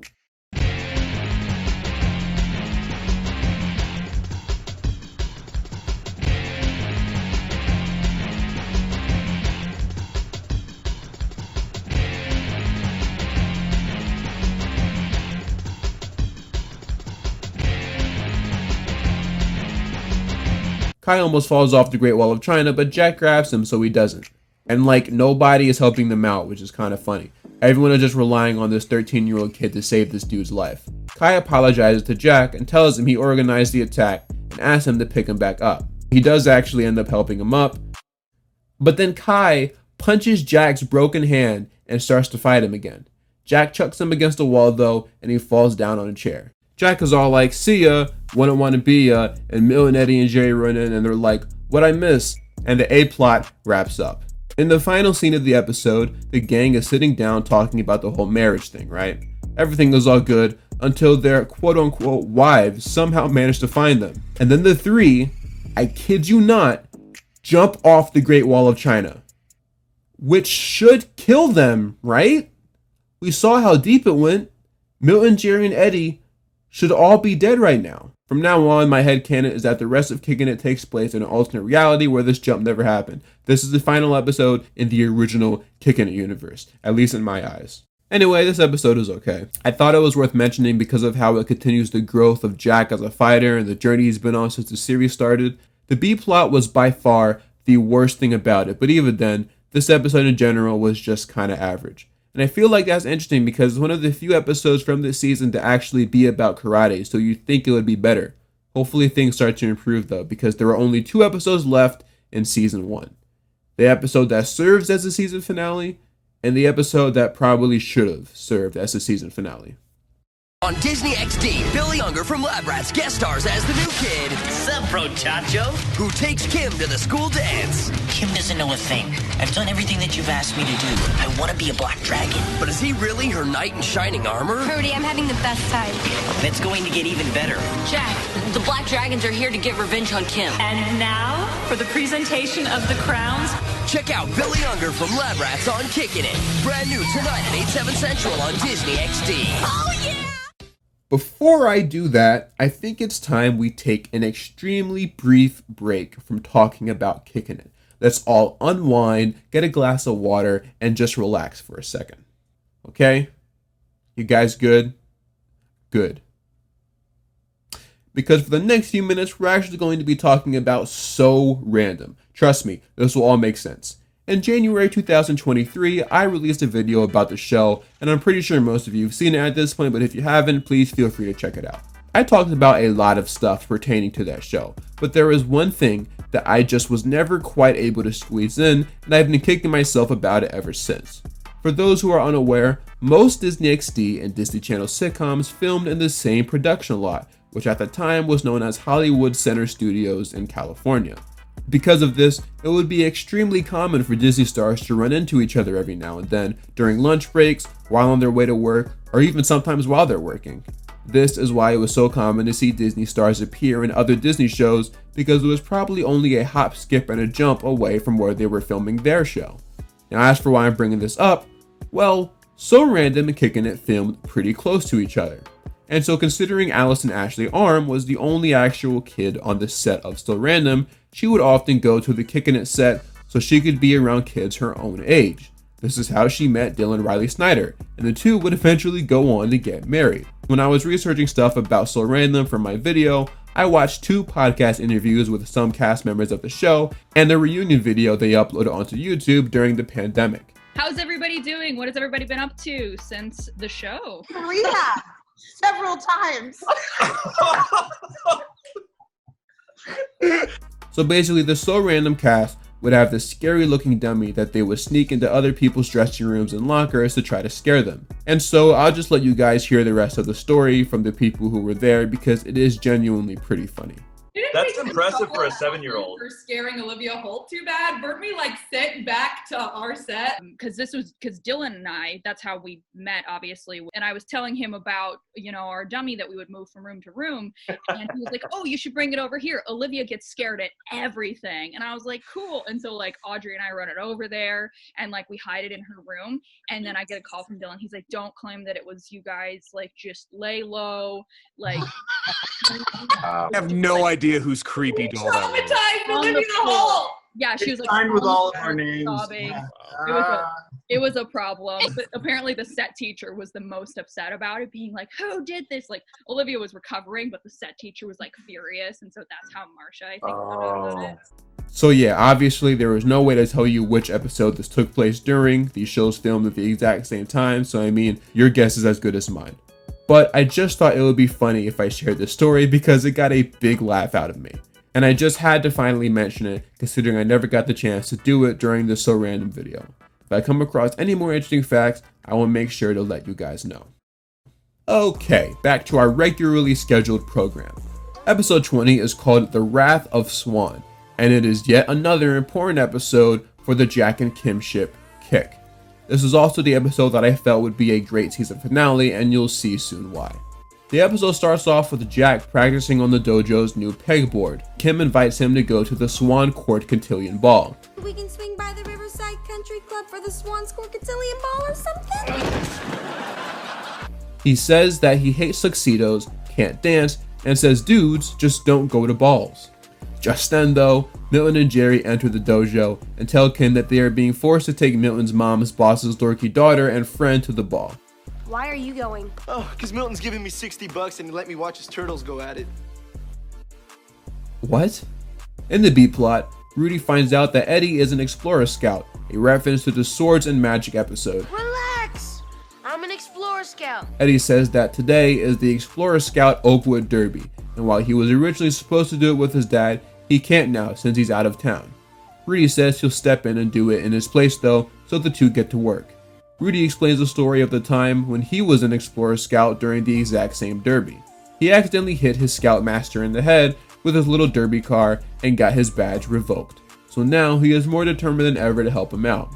Eddie explains though that since he never actually got that badge, he never qualified as an Explorer Scout.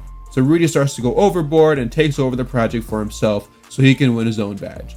Dude just completely ditches Eddie. At the derby, Eddie uses the car that he made for himself without Rudy's help to race the others, but it fails, which devastates Eddie. But then Rudy swoops in and says that he wants to help him. So his plan is to put his car on the track so it pushes Eddie's across, which would disqualify him from the match. But he's like a grown man, so I think he'll be okay. He puts his car on the track and then boosts Eddie's car across the finish line, which as a result gives Eddie his badge. Rudy apologizes for his actions earlier, and the two make up. How nice. Okay, in the A-plot, everyone is at lunch when Milton and Jerry's dates walk in. Their names are Jenny and Carrie, and they both have, well, issues. Carrie's not too bad though, she just has really fake glasses, but Jenny's a mess. She says she has a bunch of molars, some of which aren't even in her mouth apparently, they're in her uvula, which I thought was a part of the mouth area, but okay, still kind of gross regardless. They tell the two boys that they are excited for the dance later that week. You know, they never actually acknowledge the fact that Milton actually does have a girlfriend during this time. You'd think he could have just asked Julie to go with him instead. It would have been a great excuse. Jack spots Kim and apologizes for declining her invite to the cotillion, but he says he has the absolutely worst manners, so he would have been a bad choice. This reminds me, Good Luck Charlie actually had a cotillion episode, I'm pretty sure. That's like the only reason why I know what one is. Kim says it's not a big deal and that she's over the whole thing. Then we immediately find out why. Turns out, Kim is going with Chase from Lab Rats. Crossover time! Nah, I'm kidding, obviously. But that is, in fact, Billy Unger. Later, Brody and Kim are seen dancing in the dojo. Most sitcoms usually use someone's house to practice dancing, but no, instead they're just going to do it in a dojo because so far they haven't shown anyone's living quarters and they're not going to start now. Jack is enraged by this and questions if Brody has ever even been in the dojo before. He says that he not only hasn't been in the dojo before, but he also doesn't know anything about karate. Jack breaks a couple boards in front of him to get ready for his practice and goes in the back to change. And then this happens.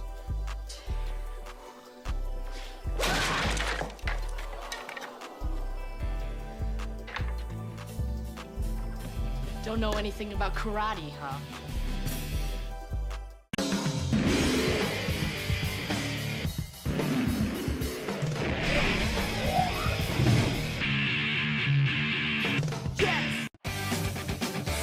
The next day at school, Jack tells Milton and Jerry about what he saw and mentions how he doesn't trust him. Meanwhile, at, you guessed it, Falafel Phil's, Brody and Frank have a conversation. It's revealed that Brody wants to be a black dragon, so Frank hired him to take her to the dance as part of the initiation. At the dance, Milton and Jerry spot their dates and are amazed by how they were able to transform themselves. This dude Milton has a whole girlfriend, by the way. Milton and Jerry talk about the transformation of their dates in the bathroom, but overhear Frank calling a black dragon's meeting. They go into the same stall to hide, and the black dragons talk about what's about to go down with Kim. Whatever their plan is going to make Kim sorry that she ever left the black dragon's dojo.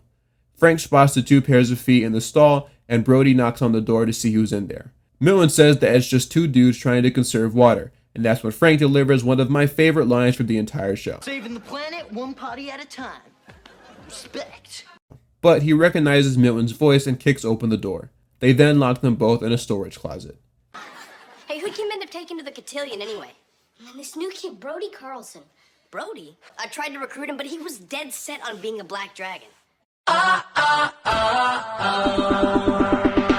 Kim and Brody win King and Queen of the Swan Court, and Jack runs in wearing a cape.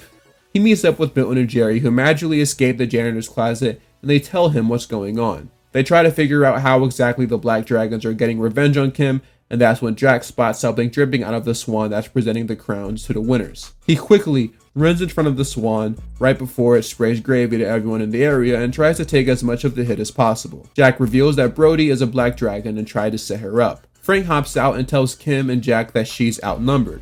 But then, Milton and Jerry and eventually Brody go over to their side to help them. It's kind of crazy how this scene literally would have been perfect if it wasn't for the fact that Eddie had that dumb B-plot. See, this would have been the episode where you have Rudy have some sort of side adventure with Joan or Falafel Phil, but instead, Eddie has to get excluded in one of the biggest fight scenes of the entire show.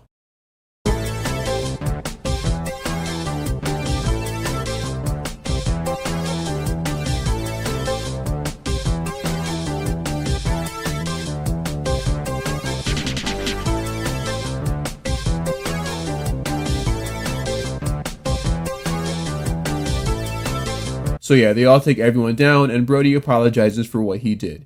He didn't know things were going to turn out this bad. Jack says he's just glad that he came through in the end. Jack and Kim talk things out, and Jack says that he's sorry for not saying yes to begin with. Kim is just happy that he's there now though, and she puts the crown on Jack. Jack invites Kim to dance, but right when they get started, this happens. Now this is my jam. So the A-plot wraps up with everyone doing the Kim Crawford dance. And to finish off the episode, Jerry and Milton meet back up with their dates and are surprised to see them back in their nerdy attire, but agree to dance with them anyway, cause I mean, why not? This episode really felt like it was written to be the season finale, but it wasn't, unfortunately. I really wish it was though, because not only do we kind of get a full circle moment of the Black Dragons plotting a revenge scheme against Kim for ditching them, but it also gives us another tease of the eventual Kim and Jack relationship that'll take place later on in the show. Plus, it's genuinely just a solid, decent episode. Not necessarily one of the show's best so far, but at the end of the season like this, I wouldn't be mad. But now it is time we wrap things up and talk about the actual season finale of the show. Season 1, Episode 21, Rowdy Rudy. In this episode, Milton has a conversation with Julie, his girlfriend that he somehow had no memory of in the last episode. They're talking about the time they were holding hands at the museum. Julie mentioned that she thinks it's time that they, quote-unquote, go to the next level. Milton is under the assumption that she means kissing, which freaks him out. But if you have seen any kids sitcom ever, you know that she obviously does not mean this. Meanwhile, Rudy is dealing with a line cutter who happens to be 1,000,000 feet tall, although he is just standing next to Jason Earl, so maybe he's not as big as he seems. Then, out of nowhere, Rudy just mollywops him for no reason. Rudy isn't even quite sure where that came from. At school, Jack runs in and tells the guys that the dude who Rudy beat up is actually a wrestler who goes by the name of Mondo Mountain, and the footage of his fight with Rudy is going viral on social media. Rudy, you have well over 3 million hits. I love how sitcoms used to always say the term hits instead of just views. The Wasabi's coming to the Falafel restaurant and ask Rudy why he didn't tell them about him taking down Mondo Mountain. Oh yeah, by the way, Mondo Mountain is played by Matthew Willig, who used to play in the NFL for like 14 years. And he's 6'8", so he really is that tall. I owe you an apology, I wasn't familiar with your game. Jack questions why Rudy used his martial arts in this scenario since it's really supposed to be only used for self-defense. He responds by saying it was self-defense, but we all know that that's cap. Phil comes back into the scene and reveals he somehow managed to set up a fight between Mondo Mountain and Rowdy Rudy. Rudy is taken back by this because he never agreed to do a fight with him. So he tells Phil to call it off, but changes his mind once Phil tells him it pays $5,000. They say that they will pay you $5,000. Mondo's going down, baby! Rudy begins to cash in on his newfound fame by starting a little stand outside his dojo, where people can pay $5 to get flipped by him. Just then, Kim comes in and tells Rudy that Jack won't be at practice because he got into a fight at school and is now in detention. Rudy asks how that's even possible considering he's told them not to fight at school. He confronts Jack about this and Jack explains that he saw a big guy picking on a nerd, so he gave him a shove and flipped him. Jack says he was just taking a stand like what Rudy did with Mondo, but Rudy says those two situations are completely different. Jack calls him a hypocrite and storms out of the room. Rudy explains what happened between them to Jerry and Eddie, and they both agree with Jack. He is being a hypocrite. So the next day, he calls Jack down to the wrestling ring to apologize. He reiterates his point that fighting should only be used as a last resort. I honestly feel like this episode was made in response to potential complaints from parents about the use of violence in this show. Either that or it was made to send a message to kids. Rudy goes up to Mondo and tells him that he was wrong in how he treated him. Originally, the match's script was supposed to have Rudy be the one who defeats Mondo, but instead, Rudy wants it to be the other way around. Mondo agrees to do this, not because of the goodness of his heart, but because he genuinely wants to kill him. During the wrestling match, which is hosted by Jason Sehorn, another ex-football player, Rudy and Mondo get announced on stage and the fight commences. Mondo is taking things to the extreme by actually attempting to hurt him instead of just beating him up softly like originally proposed. And just when things couldn't get any worse, Mondo calls out his wrestling partner, Mongo. Jack realizes that something is wrong, so he gets up on stage and starts taking on Mongo while Rudy deals with Mondo.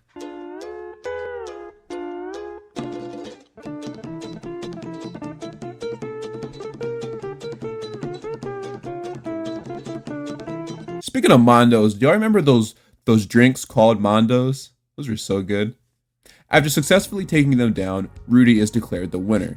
He gives a speech about why what he did was bad and that he shouldn't have ever done what he did to begin with. He also mentions how violence is never the answer, but then everyone disagrees because they think violence is cool. Then they all start throwing stuff at him and the episode ends. And in case you were wondering about what happened during the B plot, Kim helps Milton get over his fear of kissing by kissing him.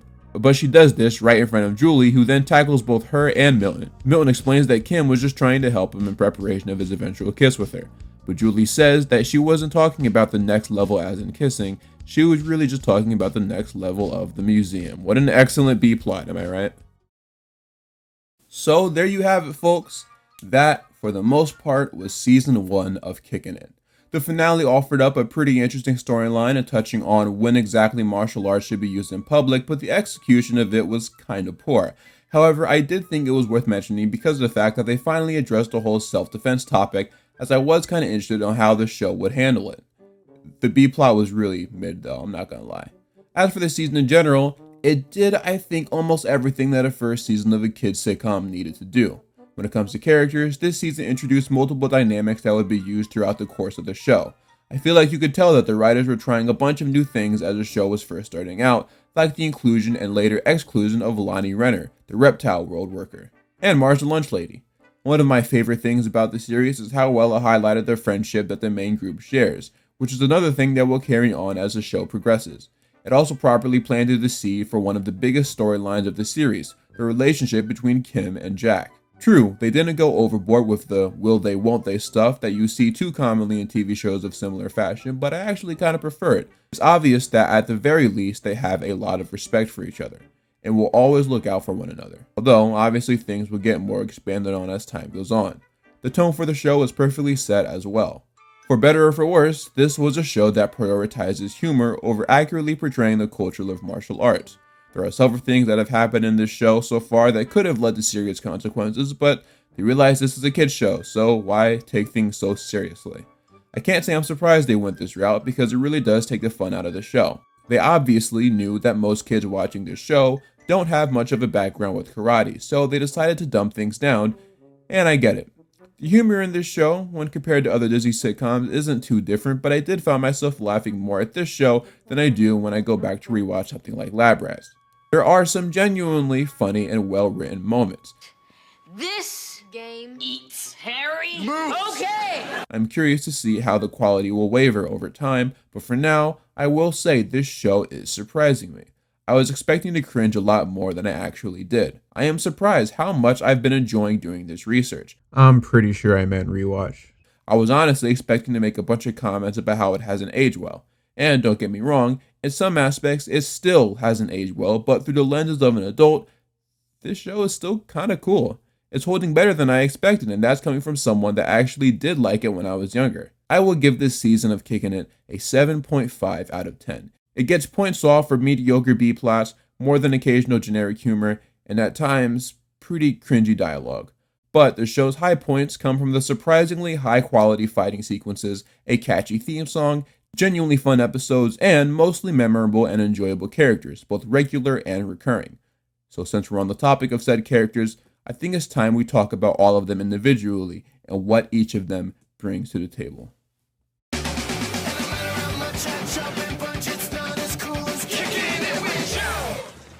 Okay, welcome to the character analysis portion of the video. Let's try that again. Okay, welcome to the character analysis portion of the video. I purposely didn't go too much into detail of the traits of each individual character because I wanted to save it for this part. I figured it would make more sense to talk about each character after I've introduced them and we spend a little time to get to know them. I've organized this little character board by main characters and recurring characters. Some of these people I will have a lot to say about, but others I'll just quickly go over since there isn't much to talk about. Okay, so starting off we have Jack.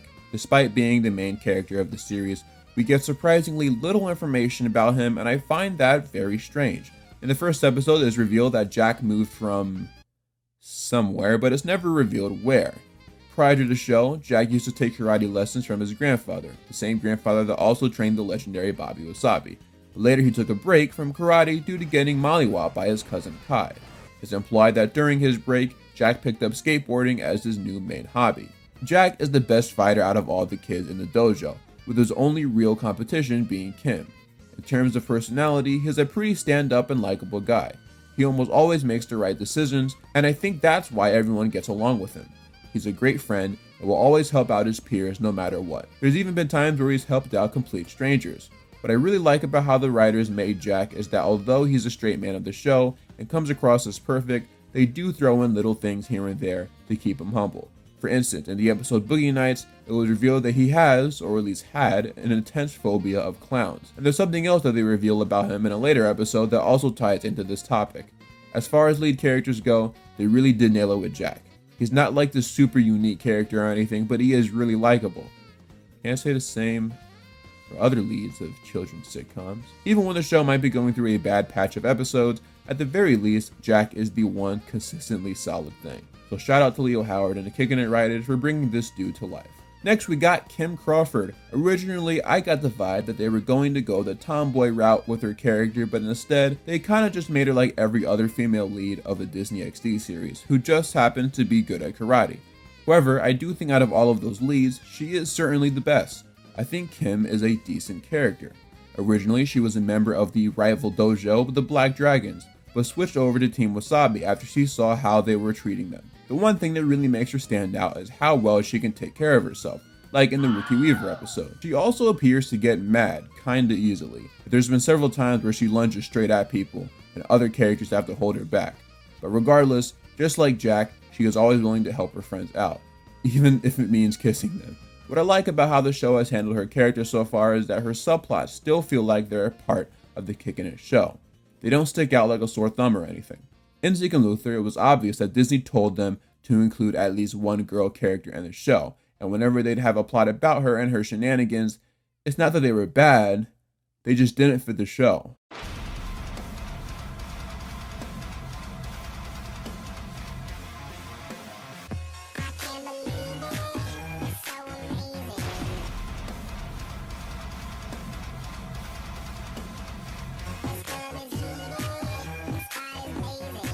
Actually, it's funny that I say that because Leo Howard was actually on the show once playing a character she had interest in.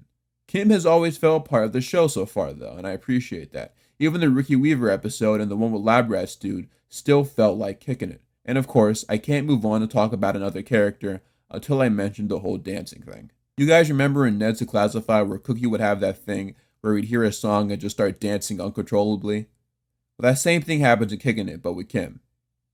And it's not nearly as funny, but they keep doing it anyway, so I'll mention it. Oh yeah! This is my jam! In every TV show friend group, you have to have the dumb comic relief character, and Kickin It's is definitely Jerry Martinez. He's loud, he's gross, doesn't do his schoolwork, doesn't bathe, he was raised by wolves apparently, gets poor grades, gets detention, he's just stupid, alright? But fortunately, Mateo Arias does a great job at portraying him, so he's still a really likable character in my opinion. He's much more into dancing than he is karate, but even with that being the case, he's the third best karate student in the dojo. He comes from a large, allegedly separated family, and although he doesn't show it in the same ways that Kim and Jack do, he does genuinely appreciate and love his friends. He also loves girls. He's a big flirter, tries to get with any girl he possibly can. Even dogs? That was kind of weird. He does get serious sometimes though, especially about his dancing. I really enjoyed that episode. It appears that so far he's pretty close to everyone in the dojo minus Kim. So far he spends a lot of his time with Milton and Eddie, but later on he will become pretty close with Jack as well. He has these outbursts of Spanish whenever he's upset. They never translate them though, so I truly have no idea what he's saying, but he do be speaking it though. Milton Krupnik is a nerd on a Disney show. I mean, that's it, honestly, you know what I mean? Nah, but seriously though, Milton's okay. You know, he's smart, he's fragile and weak, but unlike other nerds, he does seem to have a certain level of confidence to him, which is different and kind of refreshing. I'll be straight, he definitely is not one of my favorite characters of the show, but I don't mind when he's on screen. He's harmless, he's not annoying or anything, and believe it or not, I actually think he's needed in the show because every show needs a nerd, but at the same time, he just doesn't really stand out to me. You know, he's alright, you know? Then there's Eddie Jones. He is certainly a character in this show, that's for sure. He used to dance, he's an explorer scout, he too also likes girls. He's not a nerd, but he's not really cool either. He's not particularly great at karate. I got absolutely no notes for Eddie, man. But something tells me we're going to spend a lot of time talking about Buddy after I'm done with recapping season 2. Rudy Gillespie is the last regular cast member of this series. He's a nice guy, he means well, sometimes at least. Rudy is a bit of a man-child, but he does come through when he needs to. He often looks for his own best interests first before anyone else's, which I feel like should not be the trait of a sensei, but here we are. He goes over the top oftentimes, but he does have his charming moments. It seems like Rudy is into all sorts of crazy stuff. He was in a boy band, he likes LARPing, he eats falafel every day, and more interesting things will get revealed about him later.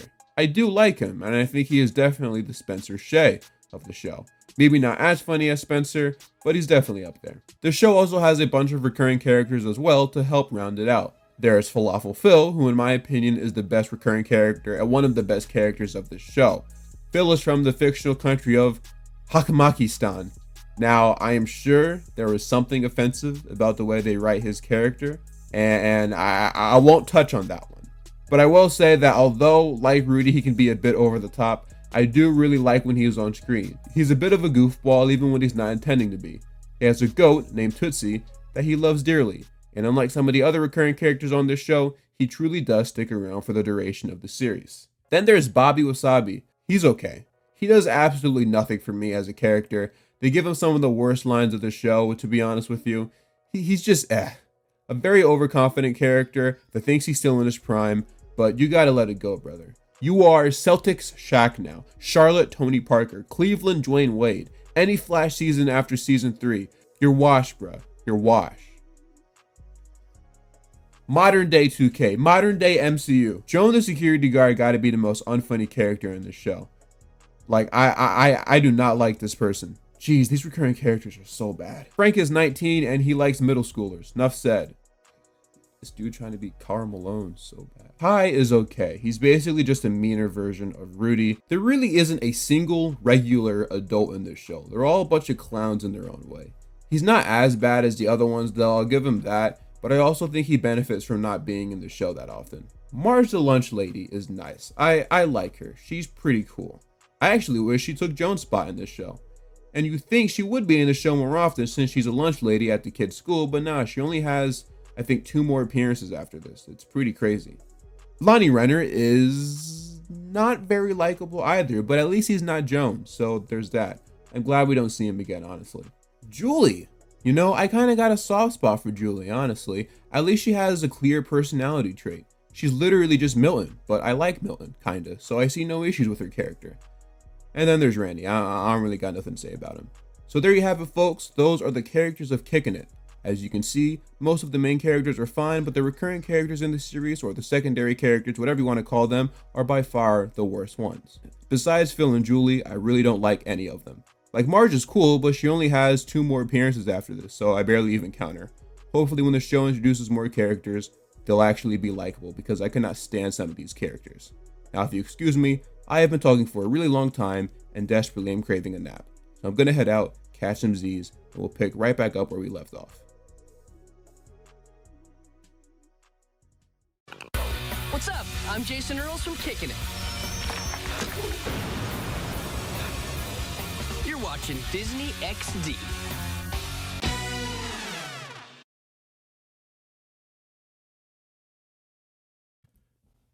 Man, I'm not gonna hold you, bro. I was definitely procrastinating on starting up season 2 because it's October 20th as I'm recording this right now, and I definitely spent about an hour and a half playing that new Spider-Man game.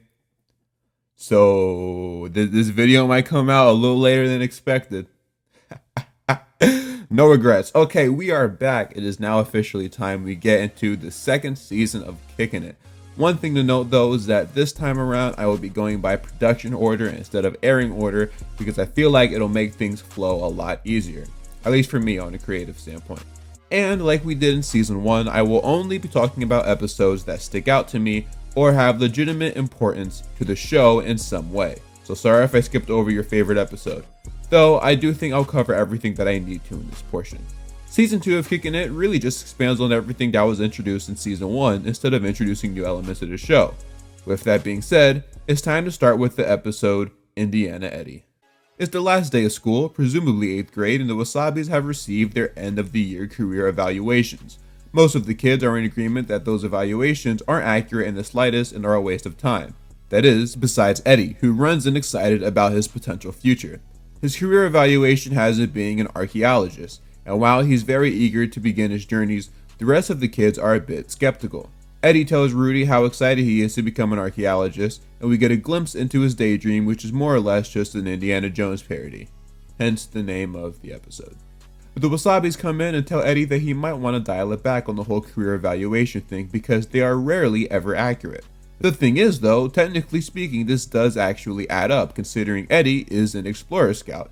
It doesn't really make sense that they're so dismissive of the idea of him being an archaeologist. Eddie says that they might be right, so he walks out. But Rudy acts surprisingly serious for once and calls them out for what the kids just did. You told him he was destined to be an accountant. It doesn't matter if they're real or not. They're real to him. Friends build each other up. They don't tear each other down. I thought I taught you better. So the kids decide to make it up to Eddie by inviting him to the dojo so they can encourage him to chase his dream of becoming a treasure hunter. And the kids get him a fancy GPS that'll lead him towards any treasure. Eddie invites the kids to go on an adventure with him to find hidden treasure early Saturday morning. Jack tries to convince them all to go so they can support Eddie, and they reluctantly agree. They head to a beach for their first location on the map. If you notice, this is pretty much just a swords and magic episode but with Eddie instead of Milton. After Eddie grabs the first item that he needs for a scavenger hunt, Jack notices something called giant springing jellyfish, and one launches right at him. Why do they call him springing? They head to the next location and the GPS thing tells them that their next clue, which is a tin box with the coordinates to the next location, is somewhere in the trees. Jack, Milton, and Jerry spot something shiny in one of the trees, and Milton attempts to climb it so he can grab it, while the other two hold the branch down. But a chipmunk runs up Jerry's clothes, which causes him to freak out. Jack loses grip of the branch, and Milton gets sent flying across the forest, landing right near Eddie and Kim. But they did manage to nab the tin box, so everything worked out. When they head to the next location, they spot a bunch of dudes already in the docks. Those dudes start sizing up Eddie, and instead of letting Jack handle all the fighting this time, he initiates the battle himself.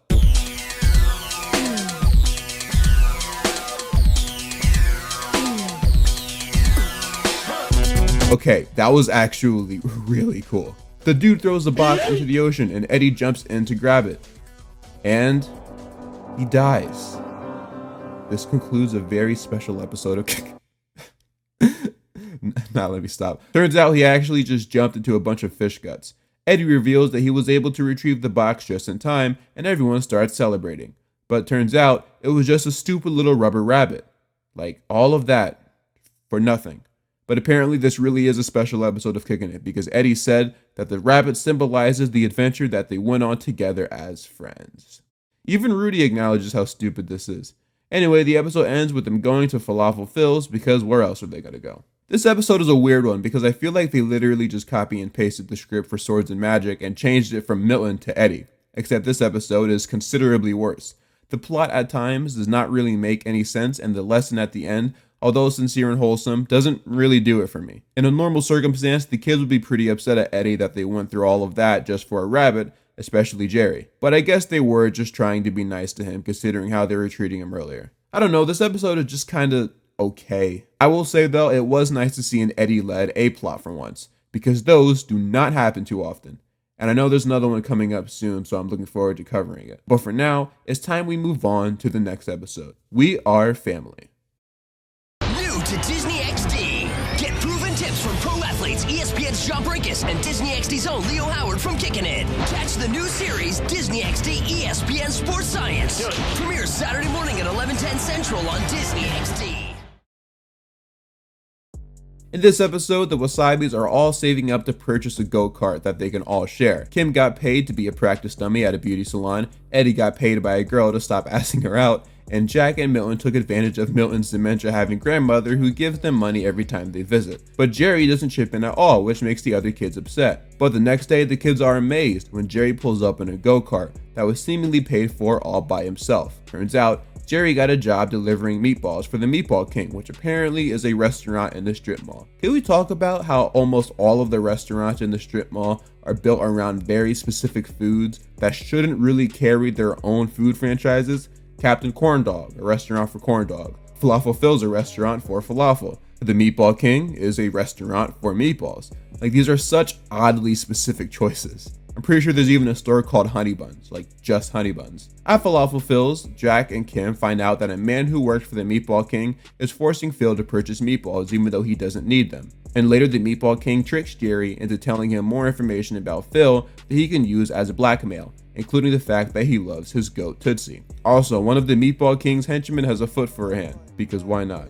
Oh yeah, by the way, the Meatball King is played by Joey Diaz. This isn't in the script, I'm just now remembering that he was in fact played by Joey Diaz, so can't say I didn't. Get up. Jack and Kim try to tell him about the King's criminal activity, and as Jerry tries to tell them they've got it all wrong, Phil runs in telling the gang that the Meatball King stole Tootsie. Jack tells everyone that it's up to them to put an end to the Meatball King's life of crime. They come up with a plan to tape a phone to Jerry so that he can record the Meatball King's confession and take it to the police department. He arrives at his office but is informed he can't go in yet because the Meatball King is talking to the big boss, someone who goes by the name of the Schnoz. The Schnoz is someone that nobody has ever seen, since he only comes around when it's time for you to go. King's henchman tells Jerry that he's free to go in now, so when he goes in, he starts to not so nonchalantly ease his way into getting a confession. But in the process, he accidentally hangs up the phone. The gang tries to call him back, but it's too late because he already told Jerry every detail of his life of crime. However, the phone starts vibrating, which causes Jerry to start acting nervous.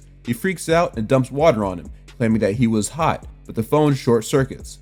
He then escapes through the window and heads back to the dojo. But Jerry tells him about the Schnoz, who got his name because of his large nose. The Meatball King is scared to death of him, despite the fact that he's never actually seen him. Just then, they all get the idea to help Phil get his goat back by having Rudy pose as the Schnoz, since his nose has swelled up due to an injury earlier in the episode during the B-plot that I purposely chose not to talk about. So later, Phil sets up a meeting with the Meatball King to discuss a trade for Tootsie involving a bunch of money. Just then though, Jerry and eventually everyone else pulls up. Rudy specifically shows up wearing a green jumpsuit and fake mustache. I doubt it was intentional, but he really does give me Luigi vibes right now. Rudy is pretending to be the Schnoz, claiming that he's actually friends with Phil. But when Tootsie eats his fake mustache, everyone is quick to realize that Rudy has been faking it the whole time. So we get a good old-fashioned Kickin' It action sequence.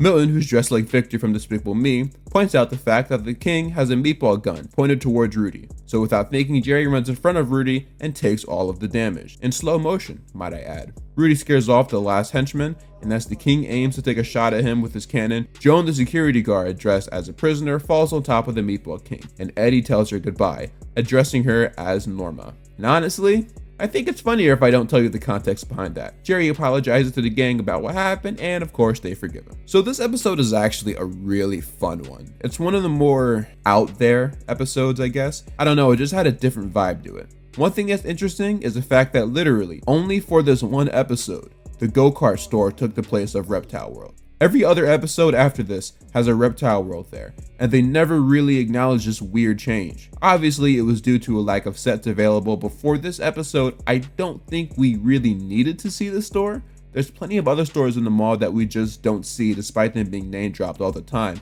so it's weird that they went with this one. But yeah, anyway, another really solid episode. Another episode I enjoy is Hit the Road, Jack. This is an example of one of those classic kids sitcom episodes where they tease that the status quo of the series will change, usually teasing the idea of one character of the show leaving. For example, iCarly had that one episode where Carly almost went to live with her granddad, or even bigger, the I Quit iCarly episode. It might be nice if you showed a tiny bit of appreciation. Appreciation? You already named the show after yourself. I remember thinking the same would happen when Joe left Big Time Rush. I thought they were going to finish singing Worldwide only for her flight to get canceled or something. But no, she actually left, which surprised me. Kickin' It has 2 of these this season, and the first one, as I stated before, is called Hit the Road, Jack. In this episode, a man who represents the best martial arts academy in Japan, the Otai Academy, visits the dojo on account of Rudy inviting him to watch Jack perform at his match. After taking down his opponent, Kim and Jack share a hug that lasts a wee bit too long, and they get all awkward about it. Joan takes notice of this and puts 2 and 2 together. Kim quickly denies Joan, saying that there's nothing going on between her and Jack, but Joan is persistent and says that if she ever needs her, she's one call away. But it appears Kim might be running out of time because Jack was offered a scholarship to the Otai Academy to train with the best of the best in Japan. Jack tells everyone that he officially has decided to move to Japan and leave Seaford forever, and everyone is rightfully so, really shocked by that news. They point out the fact that the scholarship is for 4 years, and so by the time Jack returns, they will all be in college, which is a sobering thought for all of them, especially Kim. She congratulates Jack and goes to Falafel's, because of course she does, to talk to Joan. She admits that she does in fact have feelings for Jack, and she, just like everyone else watching this go down, is not surprised. She tells her that if she really loves something, she, under no circumstances, should let it go. So Kim goes up to Jack to start a conversation and is quickly reminded via hallucination to tell Jack how she feels about him. She doesn't take her advice though, and instead, Jack hands her 2 of the pictures they took while at a photo booth. So Kim goes back to Joan again for more advice. Does Joan not have like a whole strip mall to look after? How can she afford to keep doing this? Kim says that the words just aren't coming out, and Joan suggests that she instead sings her feelings instead. She then plays a song for her. First you broke some boards, then you broke my heart. Shut up!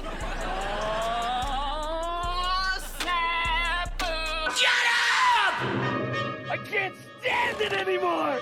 Later at Jack's going away party, Jack expresses how much he loves the gang and they all hug it out. And well, he leaves. I almost forgot my stuff. Yeah, what's up, bro? You know, I'm just helping Eddie because he's not strong like me. You're overreacting. Jerry really is like the best character on this show. Rudy and Jack share a moment outside where Jack hands Rudy an envelope filled with information that he wanted Kim to know, and Rudy agrees to give it to her after he leaves.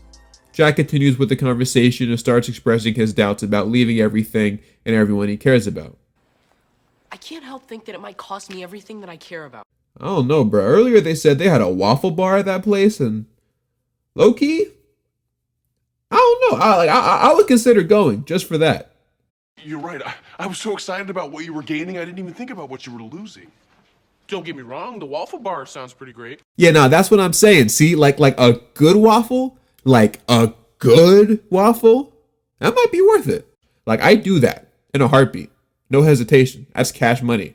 Martial arts is really important to me, but so are my friends. If I leave, I'll have one of those, but if I stay, I'll have both. Sounds like you know what you want to do. Yeah, I do. I'm really glad you're staying. Nah, it would be hilarious if Bro was like, what? No, I'm going to Japan. What you think this is? And the show just ended right there, all because of some waffles. I'd be fired. Rudy walks away, but still hands Kim the letter even though Jack agreed to stay. As it turns out though, Kim actually did the exact same thing. But after hearing that Jack is staying instead of going, she asked for her letter back, as does Jack. And yup, we have to deal with this will they won't they stuff for the rest of the season. This is a good episode though, even if its only purpose was to continue to tease the Jack and Kim relationship that we all knew since episode 1 would happen. We do finally get confirmation that Kim does in fact like Jack, and although it was never said outright, Jack probably likes her back, but is more hesitant to reveal it. This episode is pretty big in that regard, so of course I had to cover it. Season 2 definitely ramps up the Jack x Kim ship, or kick as they call it, and there are more episodes later on that dive into it. For now though, it's time we put our attention back on Eddie, as this next episode we're going to cover is all about him. Eddie cries uncle. In this episode, it gets revealed that Seaford High has a basketball team and all of the main characters are on it. Literally, just them. This never gets brought up again. I will say though, there's another episode in the season where Milton briefly joins the football team after discovering his secret talent as a kicker. I say this because despite being a nerd, Milton at one point in time was on 2 sports teams at the same time, and I find that to be kind of funny. The team is losing really badly, so Eddie says that he'll bring out some of his Globetrotter magic. He says this because apparently his uncle is Nathaniel Lofton, aka Big Easy, a member of the Harlem Globetrotters, and one of the biggest sports entertainment acts in America. Despite claiming this, when he pulls up for his next shot, he airballs it and hits the fire alarm, reminiscent of that one scene from Fresh Prince. Everyone starts freaking out, even though I'm pretty sure they all saw the ball hit the alarm. Not surprisingly, the school is shutting down the basketball program due to a lack of funds to support it. The gang tries to take it upon themselves to save it, so with the help, and I mean that loosely, of Rudy, they start selling chocolate bars. But Rudy, like always, starts going overboard, so they leave him. They later find out that the Harlem Globetrotters are coming to town, What a crazy coincidence. The gang tries to convince Eddie to call his uncle, aka Big Easy, to try to set up a fundraiser for the basketball program, and Eddie reluctantly agrees. And it's becoming quite clear that Eddie has actually been lying about this the whole time, which is funny because in an earlier episode, he learned the importance of being honest. Eddie says that his uncle changed his number, so there's nothing he can do about it. But Jack comes up with an idea to meet up with the Globetrotters another way, this time through attending the trick shot competition that they are holding at the Seaford Mall. Despite his best efforts to miss a shot on purpose, Eddie actually ends up making it, meaning he won the competition. Eddie confides to Jerry that he lied about Big Easy being his uncle, and although he was disappointed to hear that at first, he agrees to help Eddie convince Big Easy that he really is his uncle. They somehow track them down at a restaurant, with Eddie dressed up as an elderly woman, and the two start talking to Big Easy. Oh, look at these cheeks. I can eat you up like a cobbler. Big Easy, this is your Aunt Edna. You on Kelvin's side of the family? Calvin is my sister Evelyn's son, and I'm his brother's aunt's sister. That would make you your own mother. That's how we roll on Calvin's side, baby. I still reference that to this day. It's really funny. Jerry tells Easy about his nephew Eddie that won the trick shot competition, and Edna says that if Eddie ever asks for a favor, he should help him out, and he agrees. He then goes in for a hug, but accidentally pops Edna, so they scurry off. In the B plot, Rudy starts giving out chocolate ball samples, and Phil starts doing the same with falafel. They start arguing about the space they're using, but accidentally find out that chocolate mixed with falafel is actually really good. So they start a business called Choco Balls, and shenanigans occur. Back in the A plot, the Globetrotters arrive at the dojo. Eddie daps up Eazy-E, or whatever his name is, and asks them to put on an exhibition game to help raise funds to support the basketball program. He agrees, stating that he'll do anything for family. Then he and the team show off some of their moves to the kids. At the basketball game during halftime, Phil shows up dressed like Willy Wonka, claiming that it's actually traditional formal wear of his country. Naturally, Rudy is dressed like an Oompa Loompa. He tried to get a tan, and then his hair had a chemical reaction with the degreaser, causing his appearance. They head to the court and start advertising their Choco Balls, and Phil starts singing a song that is an obvious parody of whatever song they sing in Willy Wonka and the Chocolate Factory. To a land of your imagination, where all your chocolate secrets come true. They start arguing, because of course they do, and Rudy starts firing chocolate balls into the stands, and then at Phil, causing security to drag them both out. That was always one of the few Kickin' It scenes that genuinely made me really laugh. It's so good. Jason Earls is really good with insane comedic scenes. When the game resumes, we see that they're totally getting crushed by the Globetrotters, but have an opportunity to put up their season high in points. 10. So they decide to go out in style and activate a move called the catapult.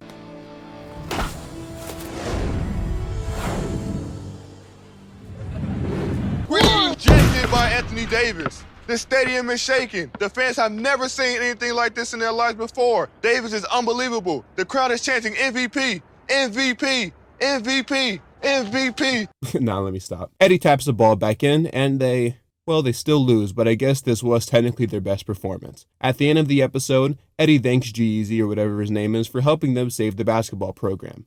But he confesses that he's not actually his uncle, and Easy Peasy Lemon Squeezy was well aware of that the whole time, but chose to help him out anyway. He tells Eddie that he would be honored to have him as an honorary nephew, and the two hug it out. Then, Marge the lunch lady runs after him, and the episode ends. This episode was always one of my personal favorites, and it's one of the few episodes focused on Eddie, so I had to talk about it. The basketball team being somewhat introduced for one episode and then never brought up again is absolutely hilarious. I'm not even sure if we ever find out if the fundraiser worked or not. Maybe it doesn't, considering it never gets brought up again. But yeah, this episode is fun. It has that good old Disney Channel guest star acting from Big G-Eazy-E. What you'll notice about Disney XD guest star episodes is that they are almost always just athletes. This kind of goes back to what I was saying in the intro about how Disney XD was supposed to be Disney Channel but for boys. And one of the ways they made that obvious was by trying their hardest to tie sports into their shows and programming. They used to literally air sports highlights in the middle of commercial breaks. It was hilarious.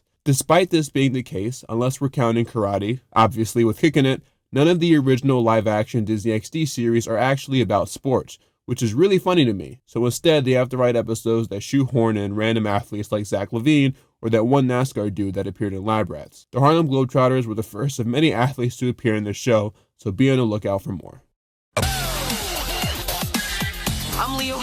Coming up next is Kickin' It on Disney XD. Breaking it down is... One of the best episodes of the entire series is definitely Kim of Kong, and as the title suggests, this is a very heavy Kim episode. In this one, Kim is getting a bit tired of having Milton as her sparring partner and wants to move on to Jack instead. Jack doesn't think that's a great idea, but Kim really does want more of a challenge. So she finally convinces him, and after sparring for about 10 seconds, Kim easily lays Jack out. Kim celebrates her win, and Jack gives her her props. After Kim goes to change, Jack speaks to Jerry and Eddie, and Jerry says that he did not see that coming. And Jack responds with, Sometimes you gotta expect the unexpected. Jerry and Eddie quickly catch on and realize since Jack winked while he said what he said, that must mean that he simply let Kim win the match. Later, Kim celebrates her win over Jack in front of Jerry and Eddie and delivers what will become one of her 2 catchphrases. Boom goes the dynamite, boom, I said boom. I can't stand when she says that. And in case you were wondering what her other catchphrase is, Oh yeah! Now this is my jam. Jerry starts acting suspicious and Kim forces him to tell her what's going on. So he tells her that Jack purposely lost while they were sparring. At the arcade, Jack is playing a game called Immortal Slayer. So there's actually a behind the scenes promo that explains how this game works, and it's pretty cool. They had Olivia Holt and Leo Howard come into this facility where they wear motion capture suits and perform the moves that their characters do in the show. From there, they add it into the characters from the game. It's pretty cool. It reminds me of that one episode of Ben 10 where the same thing happened. One of my balls fell off. After Jack finishes his game, Kim asks him why he let her win. And even though Jack didn't want to say it outright, it was in fact because Kim was a girl and Jack was a boy, and he didn't want to hurt her. But before he could continue with this conversation, the owner of the game company calls over Jack, who goes by the screen name of Thrasher. He announces a match between the 2 best players of the game that'll be held in the arcade, and the winner's avatar will be featured on the cover of the home edition of the game. Later, the game company owner, who goes by the name of Nathan, calls Jack over to the arcade to tell him that he's no longer the best player and will instead be playing against someone who goes by the name of the Skull Ripper, who, turns out to be Kim.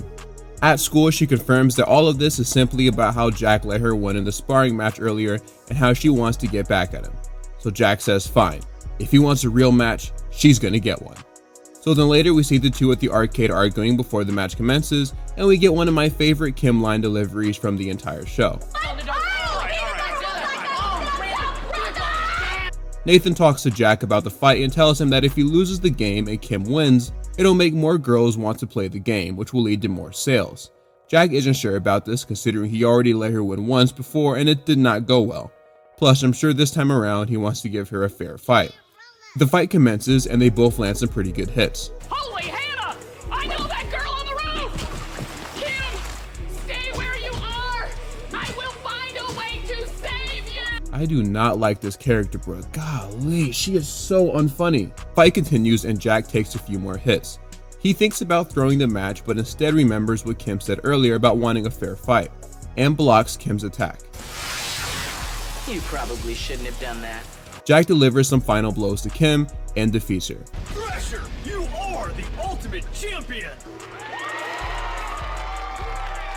Kim overhears Nathan talking about the deal he proposed to Jack, but Jack tells her that he was never going to make that mistake again. Kim takes it really well and the 2 make up. In the final scene of the episode, Jack and Kim agree to spar again, for real this time. He tells her that he really does not want to hurt her, but Kim jokes that she has no issue hurting him. And well, I'll just play out the rest of the scene.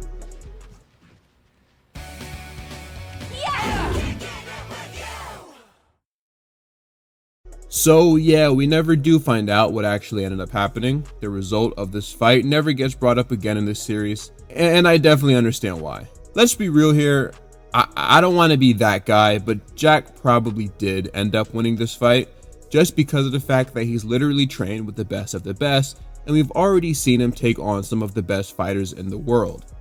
I mean, bro is literally him. Win, lose, or draw, the message of the episode was not to hold back on female competitors if you're ever in a situation where that would present itself. At the same time though, I do not blame Jack for thinking this way. I mean, he cares about Kim, he didn't want to hurt her. He didn't feel comfortable going all out on her, even though I'm sure he realizes she's a very capable fighter. And in the end, he realized that wasn't fair to her, so he gave her what she wanted, a fair fight. You know what's funny? I'm glad I'm getting in all this Kim talk now, because if you're going by production order, she actually does not appear in the next 4 episodes. The reason being is because in real life, Olivia Holt had to begin production for her Disney Channel original movie, Girl vs. Monster. No, I will not be reviewing it. Go watch Kian Carlisle's video on it. 1 out of the 4 episodes uses this opportunity to focus on the Rudy and Jack relationship that you'd think would be brought up more in the show, but hasn't. In It Takes Two to Tangle, Rudy and Jack head over to San Francisco to compete in a sensei/student competition. While there, they meet a man named Trent D'Arby, who, fun fact, is played by Matt Mullins, who is actually Leo Howard's real-life sensei. How fun.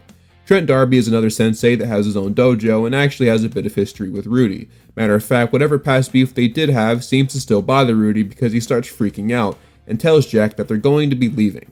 He later tells Jack that Trent D'Arby beat him so bad that his girlfriend ended up leaving him and started hanging out with Trent instead. Trent went on to have a much more successful life than Rudy, and it makes Rudy mad to this day. Jack tells him that this isn't the time to run away though.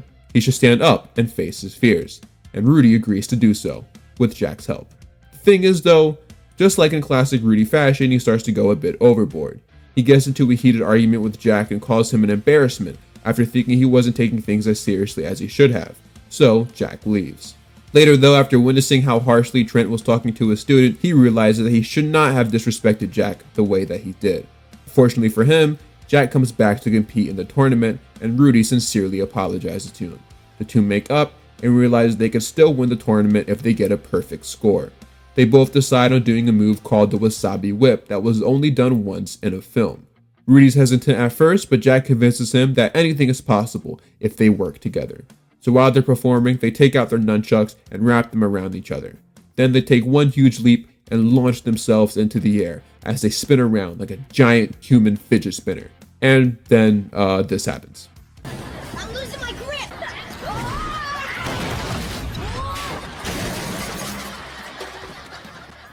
You okay, buddy? I guess that didn't work out too well, did it? No, we had fun. This whole trip was about making memories, and we just made a great one. Oh, yeah! Ladies and gentlemen, Team Wasabi just recorded the lowest score in the history of this tournament. Yeah, we did! The reason why I played these clips instead of just talking about them is because I don't think words could capture how fun this scene is. I honestly did not see this coming while watching this episode for the first time.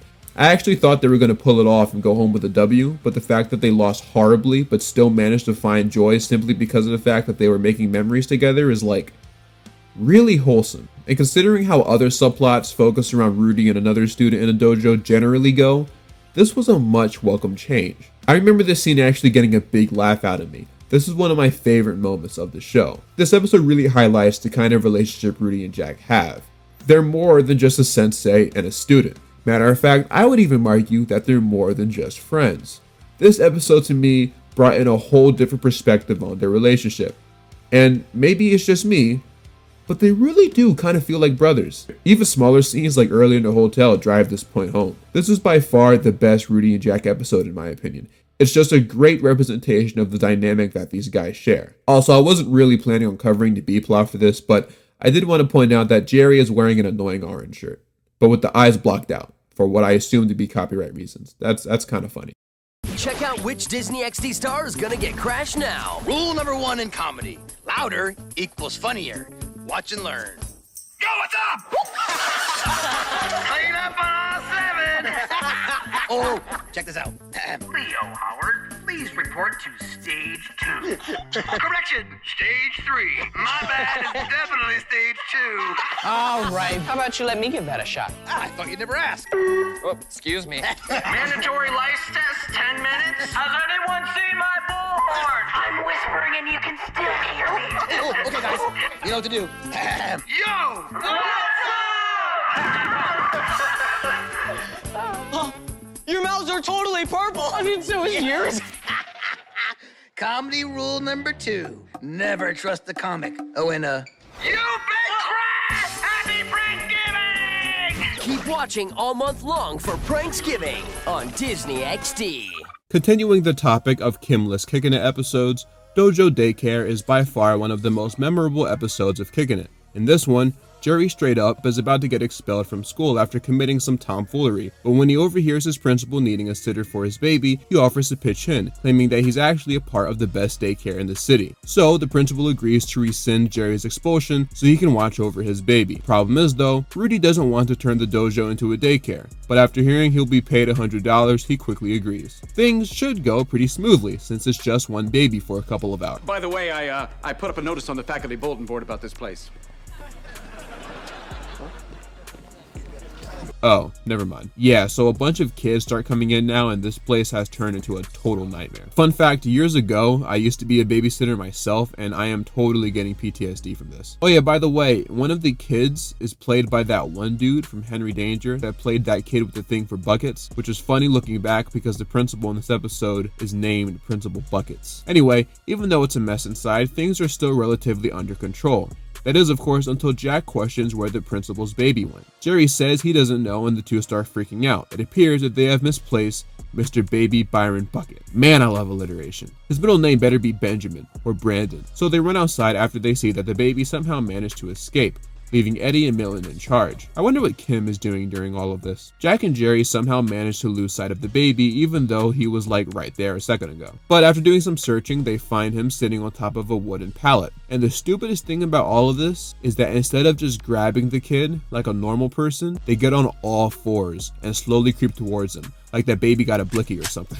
So of course, the pallet starts to get carried up into the sky since there's a construction project going on in the strip mall, causing the baby to go along with it. Jack turns into Ethan Hunt and starts climbing up the wall. Holy green screen, Batman. It's looking like a modern MCU movie up in here. They must have spent all the money they saved by not having Olivia Holt in this episode on this extended set piece. Turns out he did all of this for nothing because Jerry reveals that there was actually an elevator he could have taken. Jerry spots Byron again and Jack creeps towards him. Here, baby Byron. Hey, hey, hey, no! I miss that little baby. He was so cute. Although the crying gave me a headache.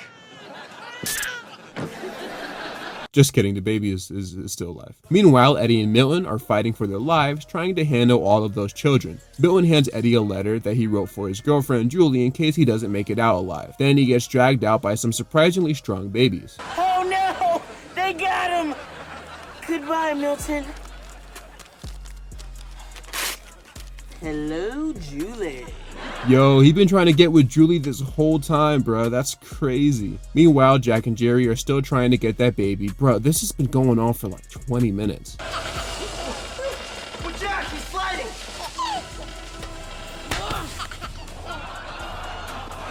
Jerry, I'm losing my grip! If I had $1 for every time Jack has said the phrase, "I'm losing my grip" in season 2 of this show. Jerry, I'm losing my grip! Jerry, I'm losing my grip! I'm losing my grip! Jerry swoops in and successfully saves the baby. Jack lowers him down to the ground and he hands the principal his baby back. Principal Bucket says that his kid is actually terrified of heights, so Jerry keeps everything that happened on the down low. All of the kids go home and the day is finally starting to unwind. But then, Eddie points out that there is in fact one more kid left. A baby named Maddie who just so happens to be outside in the construction zone. Jack and Jerry tell Eddie and Milton that they can handle this one on their own, so they send them out there. In the final scene of the episode, the 5 guys place their hands to some stuff to cement their friendship forever or something, I don't know. But then, this happens. Rudy, we're stuck. All right, nobody panic. I'm sure this has happened before. Worst babysitters ever. Okay then, this is another episode I consider to be peak Kickin' It. Even though there was hardly any karate in it, it was still a really enjoyable episode, and when everything is said and done, it might just be top 5 for me. This is definitely an episode I recommend watching, if you don't feel like going back to rewatch the whole series, but still want a taste of what Kickin' It was like. Another Jack and Jerry heavy episode is Bodyguards. In this one, the two are able to score tickets to see a band called Kung Fu Lightning perform in concert after running into the lead singer Izzy Gunner at Falafel Phil's. And yeah, he's kinda insane. Now if you'll excuse me, I've got to either go skate or bowl.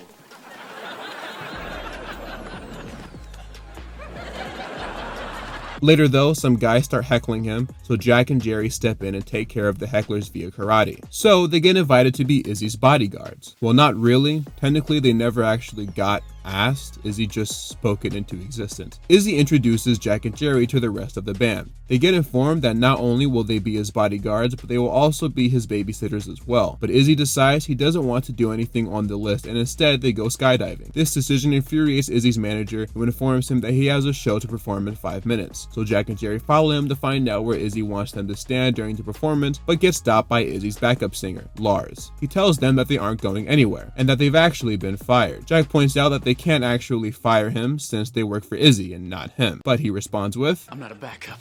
I'm the guy who started this band and the one who should be the lead singer. Get him out of here. Yeah, that doesn't sound suspicious at all. They get kicked out, and while they're outside, they notice the same 2 guys that jumped Izzy earlier are back, this time being let in by Lars. Jack deduces that he must have hired them to take out Izzy so he could become the main singer of the band, instead of Izzy's backup. I'm sure we all saw that coming after that Scooby-Doo antagonist type dialogue earlier. The 2 manage to sneak into the Civic Center while the band is performing their song Surfing the Lightning. How cool would it be if they actually just used Iron Weasel from I'm in a Band in this episode instead? Jerry spots someone who is about to cut the wire that's hanging a lightning bolt shaped prop, so Jack, or his 35-year-old stuntman, makes his way up to where the dude who's about to kill Eddie is. They engage in a fight, while Jerry takes on the other dude that came with him. Jack holds off his opponent and tries to grab the wire holding the prop so it doesn't hit Izzy. Jerry! I'm losing my grip! Security escorts Lars out of the Civic Center, and Izzy thanks Jack and Jerry for saving his life. He offers them the chance to come on the road with him, but they both decline his offer because they can never leave Seaford. Ironically, season 3 ends with them both leaving Seaford, but we'll talk about that later. Izzy's manager comes in and says that the crowd wants an encore, so Jack and Jerry fill in as guitarist and drummer. So just to recap, Jack is in great physical shape, great at karate, great hair, and he plays the guitar at an expert level. I would have hated this dude in high school, bruh. Jerry killed it on the drums too. What's odd is that although the episode ends with Izzy leaving and all signs point to him being a one-off character, he actually does come back a couple times later, surprisingly. I really don't think he needed to either, like his character is not that interesting for that. That's how you know he's friends with the creator or something. Kinda like the only reason why Thanasis is on the Bucks is because his brother is an all-time great. Overall though, this is a really fun episode. Nothing too crazy, but for what it's worth, I feel like Disney XD was made for episodes like this. Just stupid dude stuff. Look man, I like him as a character. I really do. But not gonna lie, this was the best few episode stretch of Kickin' It that the show has had this season. And it's kinda interesting to me that this happened with Kim not in the show. That's very interesting. Her presence was definitely missed in some aspects, but I feel like they chose some really good plots to make episodes on. So we didn't really feel her absence like how we eventually do later on in the series. Either way, season 2 has been very solid so far, and I think it might go down as one of the best sophomore seasons of any Disney XD show. And I've been enjoying working on this section of the video more than I did the first one. Pranksgiving week kicks off with a brand new Kickin' It. Boo Boo Stewart is Carson, a big bad bow-staff boss. Rudy Carson's a cheater. He's a great big cat. No, not a cheetah, a cheater. Now, Jack is a black dragon. What? Jack is a black dragon. And Carson is a cheetah.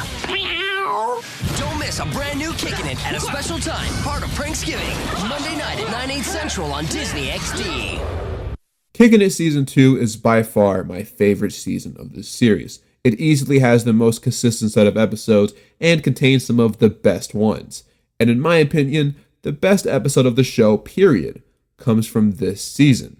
And that episode is New Jack City. In this episode, it is revealed that the Bobby Wasabi Dojo, along with the Black Dragons, is one of the dojos selected to compete in the annual California Battle of the Dojos. And Jack, being the dojo's best student, plans on representing them.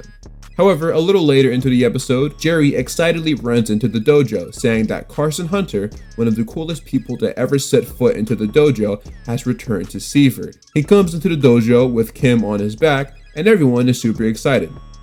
But one of the biggest, I guess, controversies with this episode is that there's no real explanation as to how Kim, someone who didn't join the dojo until after Carson left, is somehow super close to him, just like everyone else.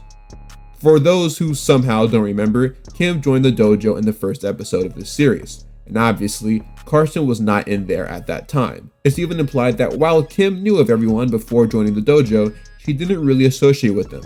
not until after she joined. So I really, for the life of me, can't understand how the writers missed this one. You'd have to assume that he was her Jack before Jack came into the picture. And I'm not talking romantically or anything, I'm just saying in general.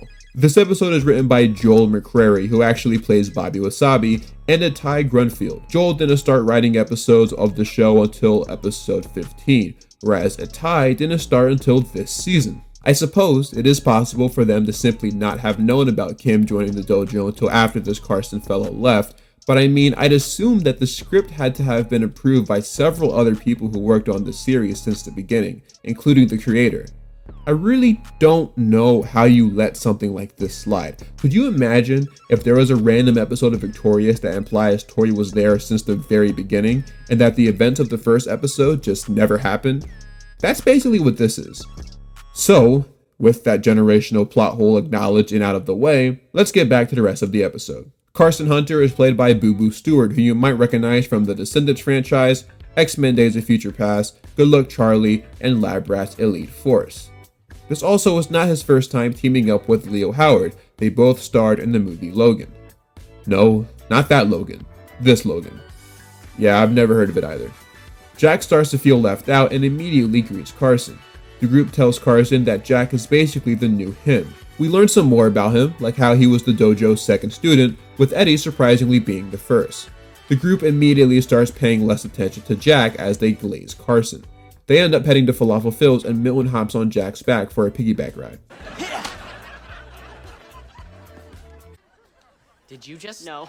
In the next scene at school, some of the Wasabis try to recreate something they used to do when they were younger and make beats out of things in the school hallway. For whatever reason, Mateo Arias is like soaking wet in this scene, and I cannot figure out if it was just really hot on set while they were filming, or if there was some deleted scene that explains this. Later we do see that there's an empty water jug in the hallway, so I think it's possible that they cut a joke involving him drinking water from it or something. I don't know, it's just kind of weird to me. Jack comes in and starts to add to the beat, but because he lacks rhythm, he ends up messing it all up. Stop! Jack tells Kim that he can't go to some sort of event called Rockachella with her because he has to train for his tournament. So he gives the tickets to her, and she ends up going with Carson instead. Jack, again, starts to get a little jealous about this, especially since they were dancing together. Rudy says they should get back to practice though, so Jack starts using his bow staff. Carson tells him that he's doing some good stuff and that he might be the best man for the dojo. Key word, might. Feeling a bit challenged by those words, Jack tells Carson that if he wants to represent the dojo in the tournament, he'd have to spar him for it. Kim says it wouldn't be fair because Jack had been using his bow staff for months. But Carson says that despite the fact that he's a little rusty, he's still good enough to compete. And so they agree to spar. We get a really well choreographed bow staff spar match accompanied with some really sick camera angles and slow-mo shots, including one where Carson comes straight at Jack and breaks his bow staff in two, causing Jack to fall onto the floor. Holy Christmas nuts! Jack lost! Looks like I'll be representing the dojo. We'll be right back with Kickin' It on Disney XD. You're watching Kickin' It on Disney XD. Later, Jack expresses his concerns to the rest of the group and asks them if it's possible he cheated during the match. All of them are pretty quick to support Carson, and they tell Jack that he doesn't have anything to worry about. So Jack says that he'll forget all about it and move on, so everyone else leaves Falafel Phil's. Turns out, Ty overheard Jack's entire conversation and tells Jack that they could really use someone of his skills in the Black Dragon dojo. Jack tells him that he refuses to switch dojos though, and Ty says that's a shame because if he did, he could get revenge on the Wasabis, and more specifically, the new kid that replaced him. But Jack once again tells him no and walks back to the dojo. When Carson meets up with Jack later at the dojo, he tells him he's sorry if he embarrassed him in front of his friends. Jack tells Carson that although he's pretty good, he's not that good. And that's when Carson says that he seemed to be good enough to take back his dojo, his friends, and even Kim. And then he confesses that all it took for him to do that is a weighted bow staff. Jack says he's going to tell everyone that he cheated, but Carson replies saying that no one would believe him. So to test this out, Jack tells Rudy that Carson cheated. And to prove it, he kicks his bow staff in half, expecting it not to break since he was under the impression that that was the weighted one. Rudy and Carson get mad at him for doing that, and Rudy tells him off. As he speaks to Carson about what happened, Jack angrily walks out. Later during the tournament, they start announcing all the competitors, with Carson obviously representing the Bobby Wasabi dojo. Kim runs in claiming that she couldn't find Jack anywhere. Just then, it gets announced that the person representing the Black Dragon dojo is none other than Jack Brewer. And believe it or not, this is the first time Jack's last name ever gets mentioned in the show. I'm serious. The man is the main character of the series. He gets first billing, yet he didn't receive a last name until the second season of the show. How does that make any sense? If you really think about it, 2 seasons in, we still don't really know that much about Jack. And I don't really get how that's possible. We still don't know where he moved from, we haven't seen any of his family members besides his cousin Kai, and we're only just now finding out about his last name. We've seen multiple members of Jerry's family, we've seen Eddie's mom, Dylan's dad and grandmother or aunt, I forgot which one, and later on in the series we do see Kim's dad and we see Rudy's uncle. We never see Jack's immediate family though, and it's so weird how it never comes up. And I really can't think of a valid reason to keep his last name a secret this whole time. Like in Austin and Nally, we don't find out Dez's last name until season 3. But it was funny because when it was revealed, that was the same episode we found out that his cousin is Dwayne Wade, so his last name is Wade. I doubt that was planned since day one, but at least the wait was kind of worth it. However, this dude's last name is just Brewer. Brewer, that's it. Like that's kind of stupid, don't you think? Alright, whatever. Rudy confronts Jack about what he's doing, and Ty tells him that after all these years, he has finally been able to convert Jack into being a black dragon. Now stretch it out, Jack. I'm gonna strut around the mat and check the crowd for honeys. That's another really good line from the show. Forgot how funny it was. Jack tells the rest of the Wasabis that Carson is a cheater and nobody believes him. He says if that's the guy they want in their dojo, then he simply won't be in it. He heads back to the floor that the match will be held on, and the battle commences. Like the first fight from earlier, this one is really well made and again features similar slow motion camera shots. Carson gets flipped by Jack and unwraps his hand so he can call a timeout. During the break, he puts something on top of his fist and Kim notices it when she goes to talk to him. Understanding that Jack was right the whole time, Kim goes up to him and tells him what she saw. But Jack reassures her that he knows what he's doing. The fight commences and Carson lands some pretty good hits at Jack, including one final hit that makes Jack collapse on the floor. Carson hits him again and gets disqualified for an illegal strike, but Jack says that he wants him to keep going because he wants to settle who's better, once and for all. He doesn't care about doing it for the Black Dragons, he wants to do it for himself, to prove that he is in fact him. They start fighting again and end up throwing punches at the same time, causing Carson's sand pouch thing to bust open, exposing him as a cheater. Then, Jack delivers the final blow.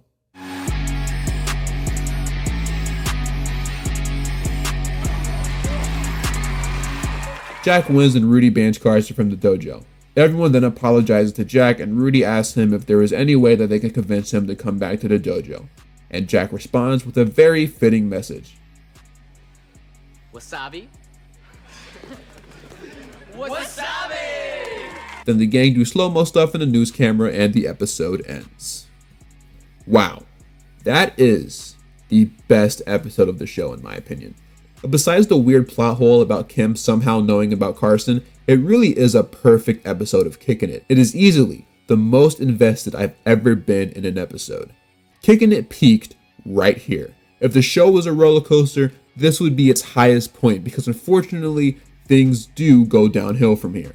But I'll get to more on that later. This episode is pretty much flawless though, and I would argue this is the most serious episode of this series. Abubu Stewart and Leo Howard kind of feel like, in a weird way, the same kind of person to me, so having them be rivals just made sense in my opinion. It was really easy to root for Jack in this episode too. I'm glad he wasn't acting out of character or anything because that would have brought the quality down. Regardless though, this was a great episode. We only have 3 episodes left in the season, and I'm excited to talk about them. So, without any further ado, let's get into it. A smashing new episode of Kickin' It. Looks like you know something about karate. Is brand new next on Disney XD. Earlier in this video, I mentioned how just about every guest star to appear on not only this show, but basically every Disney XD show ever has been some sort of athlete. And without a doubt, I think the most memorable episode to do this, I guess besides the Harlem Globetrotters episode, is Season 2, Episode 18, featuring NBA All-Star and future Hall of Famer Kyrie Irving. By the time this video releases, I am pretty sure there will be some sort of controversy with him. It seems like there's been at least 1.5 every NBA season lately. But yeah, this episode has him in it. Fun fact, this was directed by Phil Lewis, aka Mr. Mosby. In this episode, Jack and Jerry get hired at a store called Dr. Kicks. The manager announces that NBA superstar Kyrie Irving will be launching his new sneakers at that location. I had to laugh because in Kyrie's rookie year, he averaged 18 and 5, which are not superstar numbers. Anyway, back to the episode. Despite single-handedly preventing a thief from stealing a pair of sneakers, Jack ends up getting let go since the manager can only keep one of them. Jerry, however, stays and becomes assistant manager, and Jack is upset by this because earlier they made an agreement that if one gets fired, the other will leave as well. This happens all the time in the show. Jerry messes up, someone gets mad at him, they make up, yada yada yada, we've seen this before. At the store, Kyrie arrives to launch his new shoe, and Jerry tells him that he is his right-hand man if he needs anything. What are you doing? Would you get your nose out of the shoes? People are looking. Yeah, that's definitely that classic athlete Disney Channel acting. Later, Jack spots Kyrie at Falafel Phil's and the two start talking. Jack, with a sense of annoyance in his voice, asks Kyrie if he's met his friend, the assistant manager. Kyrie asks if he's the one with the big ears and ungodly amount of aftershave, and Jack says yeah, that's Jerry. Kyrie, though, was under the impression that his name was Jack because Jerry made Kyrie sign a pair of sneakers out to him. Realizing what Jerry has done for him, Jack leaves to go talk to him, but not before Kyrie does this.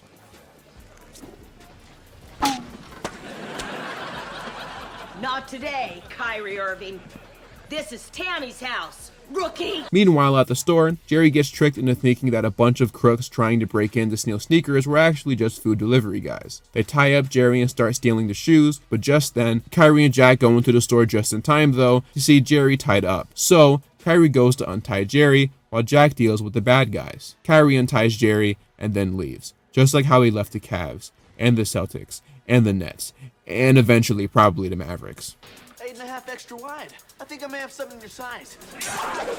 That's actually like a really funny quip. Kudos to the writers for that one. Jack takes down the last bad guy, which sends him flying into a LeBron James Heat jersey. There's a joke in there somewhere, but I've done enough NBA references for today's video. Jerry puts together that the whole thing was orchestrated by the manager, Max. His reasoning is that Max decided to fire Jack because he knew from earlier that he'd be a threat to his potential scheme. So he gave Jerry the assistant manager job because he knew that, well, he's dumb. Hey, who called the cops? I did. There were 2 14-year-old kids fighting a bunch of thugs. That's actually like the realest thing anyone has ever said on the show. These kids are constantly getting into fights with grown men and no one really ever questions it. Anyway, this is another fun episode that I felt like highlighting since it's one of the bigger guest star episodes of the show. Speaking of guest star appearances, I have an entire YouTube video where I review episodes of Disney shows featuring guest stars. Go give it a watch, it's pretty cool. Check out which Disney XD star enters the world of Crash now. Just breathe deeply. Keep your eyes on my eyes. Do not look away. Tick tock, with a tick and a tock and a hip and a hop. With a tick tock, tick and a hip hop. A hip and a hip and Okay, I get it. Sorry, dude. Let's try it again. Where do you like to go to relax? The dojo. Perfect. You're at the beach. There's a soft breeze blowing off the ocean. The wind carries the mist from the open waves. Yep, definitely feel that. Suddenly, a balloon comes untied from a nearby party. Wow, this is all so real. A young boy chases the balloons, but alas, he trips and drops his cold, refreshing, grape-flavored snow cone. Dude, that is not a part of hypnosis. No, but it is part of being crashed. Happy Pranksgiving! Keep watching all month long for Pranksgiving on Disney XD. In the 2-part episode entitled Kickin' It on Our Own, Rudy gets a phone call from his uncle saying that he is coming to visit him and begins to get a bit nervous. He explains that instead of using the cash his uncle gave him after graduating Seaford High for business school, he used it to start his dojo. This whole time he's been fronting like a big shot businessman to his uncle ever since. Now, with his uncle about to drop by the dojo, Rudy's freaking out that he'll be exposed. So Jack and the gang hit up Joan, the mall security guard, for the keys to her boss's empty office, so they can pretend that Rudy is actually the owner of the mall. Guys, this doesn't feel right. I'm your sensei. I should be creating an environment of honesty, integrity. Rudy, your uncle's here. I like to win, people. Yeah, that sums up about 70% of this show. When Rudy's uncle shows up, he's all impressed with the successful dude he thinks Rudy's become. By the way, Rudy's uncle is played by George Wendt, who is best known for his role in Cheers. Oh, and Joan the security guard is pretending to be Rudy's secretary, Madonna Monroe. The reason why Rudy's uncle is in town is because his company recently bought all of the Circus Town amusement parks, and he's trying to work out some of the kinks on the one in California, so he wants Rudy to swing by and grab lunch with him later. During a pitch meeting, Rudy shuts down some really bad ideas and presents some really good ones. Things ended up going really well. So well to the point that Rudy was actually offered a job by his uncle that pays over $200,000 a year and has a bunch of other cool perks. It's an opportunity that he could not pass up, so he doesn't, which means he's leaving the kids, the dojo, and Seaford. It's a great opportunity for him and means that his life will be changed forever, in a good way. But here's the kicker. Later it gets revealed that since Rudy is leaving the dojo, Bobby Wasabi decided to sell it to the only sensei in town, Tai from the Black Dragons, and puts all of the former Wasabis through humiliating pain and torture. Despite these issues though, they try to stay positive for Rudy's sake, but eventually they can't fake it anymore, and they leave the dojo, despite the promises they made to always stick together. You hear that, Black Dragons? That is the end of the Wasabi Warriors! And that wraps up part 1 of Kicking It on Our Own. In part 2, the gang starts mourning over the loss of the dojo. They say that in spite of not being able to be in it anymore, they don't need it in order to stay close together. 3 months later, we see that Rudy and Joan are still working for the Circus Town amusement park. Joan tells Rudy about all of the dinner meetings that he has lined up with people, but we see how much those constant meetings have taken a toll on him. Feeling nostalgic, he reaches out to Jack and asks if he could get the gang back together. Jack says that it shouldn't be an issue because he's actually with them right now, but as the camera pans out, we see that that is not true. He's actually hanging out with Randy and some other guys from school. A nerdy kid runs up to Jack and asks him for help with a bullying issue, but Jack tells him that he doesn't really do the whole karate thing anymore. He then goes to track down some of the Wasabis. Turns out, Milton got accepted to Swarthmore Academy, the rival school to Seaford. He's getting hit on by a girl named Claire who will show up from time to time in the series. Jack tells Milton that he hasn't really seen anyone since they all went their separate ways, although he does run into Eddie every now and then. Jack continues saying he doesn't talk to Kim much and completely lost track of Jerry, but just as he says that, Jerry comes in playing guitar with the broom. He daps up Jack and says that he left Seaford to attend night school with his cousin so he can get a job as a custodian. Okay. Sure, why not? He tells them that Rudy wants to meet with them for dinner to discuss something and see how everyone is doing, but they both tell him that they are busy. So he goes to meet up with Eddie, who went back to taking dance lessons. Fun fact, I'm pretty sure this is just the Falafel Phil set. I love how Eddie taking dance lessons is the one thing that they actually kept up with for his character. It's the only thing that actually gets brought up consistently with him. Jack walks in, daps him up, and tells him about Rudy wanting to meet up with everyone. But just then, Frank walks in and starts to, well, act like Frank. He throws a punch at Jack, but he catches it. Ow! I probably shouldn't have done that. Not so tough anymore, are you, Jack? Unfortunately, due to his long break from karate, Jack is washed now. Someone on IMDb actually brought up a pretty interesting point. Jack took a 3-month break from karate and was completely out of shape. Yet in episode 19 of the series, it was revealed that he took a presumably even longer break after losing to Kai. That's funny. I thought I beat the karate out of you 2 years ago. I'm a lot better fighter than I was 2 years ago. Despite that, he was still able to take down a bunch of black dragons in the first episode. So I guess it's possible that during his break he was still practicing karate on the side, just not as his main hobby since he had taken up skateboarding by then. Meanwhile, Kim is practicing her cheerleading because, oh yeah, I forgot she also does that. Jack walks in and asks if Kim got his message about meeting Rudy, but she starts acting rather cold to him. She blames him for the group splitting up, but Jack says it wasn't just him.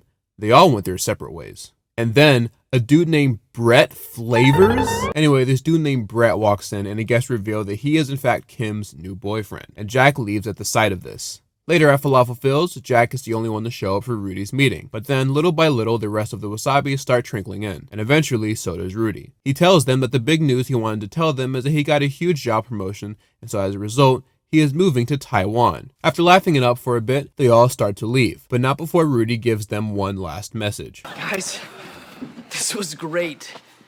And you know, you might not have me, but you still got the dojo and more importantly, each other. Yeah. I'll always love you guys. They all hug it out and once again go their separate ways. After paying the bill, Rudy heads to the former Wasabi dojo, which is now represented by the Black Dragons, and we get this great scene of Rudy remembering all of the good times that they had at the dojo. You don't walk away from your friends when they need you. You're a great sensei and you mean everything to your students. So you know what? We're gonna stay right here and do the best we can. Ty walks in and points out Rudy's waxed eyebrows, and not the fact that he gained a bunch of weight. Rudy thanks Ty for keeping the dojo going since the kids consider it to be their home, but Ty says that can't be true because they don't even go there anymore. So Rudy lines them all up and asks why they lied to him about keeping in touch with each other and staying at the dojo. So they explain to him the circumstances that led to them leaving, and Rudy asks if he was still the sensei in that dojo, would they still be enrolled in it? And they all collectively say yes. So Rudy challenges Ty and his students to a match to get his dojo back. Ty agrees, however, they must first get back into shape since they are all a bit rusty. Fortunately for them, Milton's aunt is Jillian Michaels from The Biggest Loser. I wish I could say that was a joke. She trains Rudy and everyone else, and they all end up getting back into shape. During the match, Kim manages to take down her opponent, which leaves Jack to take on some random dude. But he gets distracted at the sight of Kim talking to her new boyfriend, and the match ends in a draw. This now means that Rudy is going to have to put the team on his back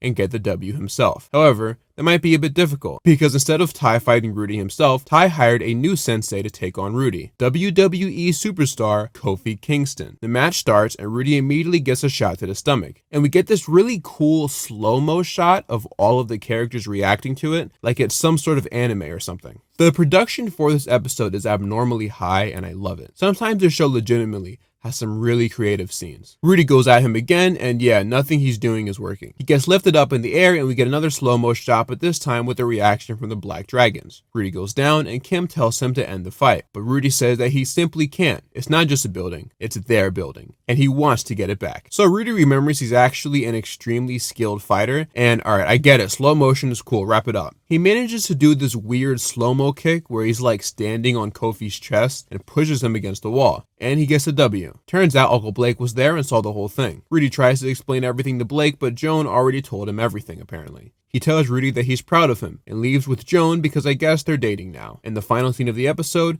Kim breaks up with her boyfriend, claiming that she kinda has feelings for someone else, and the dude just walks off without even saying anything. It's kinda funny. Just then though, Jack comes up behind Kim after hearing the whole thing. It's awkward at first, but Jack plays it off very cool, claiming that he's glad he heard that. He then offers to take Kim out on their first official date, and Kim agrees. The two walk off to grab a burger, and the episode ends. Wow.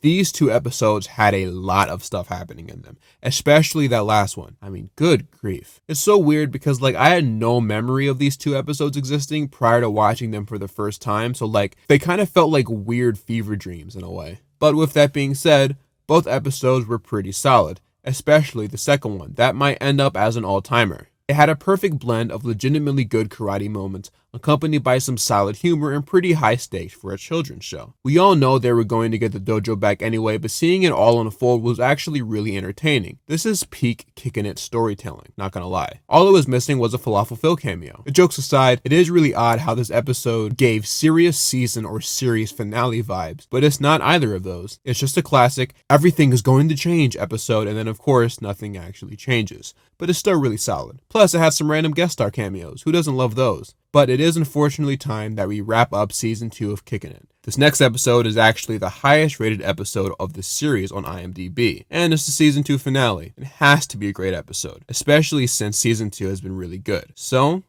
let's see what this episode is all about. In this episode, Jack is attempting to break the record for bricks broken under the age of 15. So Kim gives him a bracelet that he assumes is for good luck, but Kim says that is also something else. So Jack asks if it's a friendship bracelet, and Kim says, Jack, you know I think of us as more than just... More than just what? Uh-oh. But wait, didn't they literally go on a date in the episode before this? And remember, I'm going by production order, so technically this was intended to take place after the last episode. Whatever. Jack goes to chase Kim, but slips on a bunch of bow staffs laid across the floor, causing him to hit his head. Kim rushes over to ask if he's okay, and he says yes. The only issue is, he doesn't remember who anyone is. That's right, Jack has seemingly lost his memory. This is not good. He's gonna die. What? My pin light, his batteries are shot. That's one of the funniest jokes in the entire show, not gonna lie. I'm actually a bit surprised that they did that. The doctor said that Jack has a mild concussion, but he's going to be alright. Unfortunately, Jack's parents are out of town, so the gang is now tasked with helping Jack remember who he is by talking about the things he's forgotten.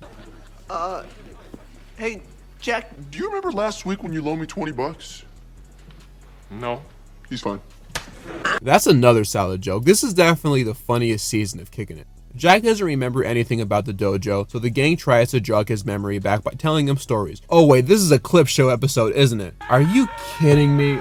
They remind him about all the cool karate stuff that he's done in the past. When that doesn't work, they share stories about themselves to try to get Jack to remember them instead. And when that doesn't work, everyone starts arguing, so Jack just leaves. The gang tries to look for him, but turns out he just went across the street to Falafel Phil's. We then see that Frank is acting like classic Frank and is bullying a kid. However, when he spots Jack, he gets nervous for obvious reasons. But then when he realizes that Jack for some reason isn't planning on fighting back, he takes advantage of the situation and starts launching falafel balls at him. It's kind of sad, honestly. The Wasabi step in and Milton lies, saying that he hypnotized Jack. When he snaps his fingers 3 times, Jack will apparently wake up from his trance and want to rip Frank's ears off. So Frank believes him and he runs off. We get some more clips from previous episodes as the kids try to help Jack remember everything. There's one clip that they play from the Swords and Magic episode that makes me realize just how much Lil Howard has grown since season 1. Like, it's actually insane. The main issue at hand in this episode isn't just that Jack lost his memory. It's also the fact that he has to get it back in order to compete in the brick breaking competition. The dude who's supposed to witness Jack do it arrives and they're running out of time. So Jack puts together everything that they had been telling him about their past and realizes that he isn't supposed to give up. He also doesn't want to let anyone down. So he gets on stage anyway. As he's getting ready to break the bricks, he looks to everyone one last time. And then, just like the slogan for Boomerang, it all comes back to him.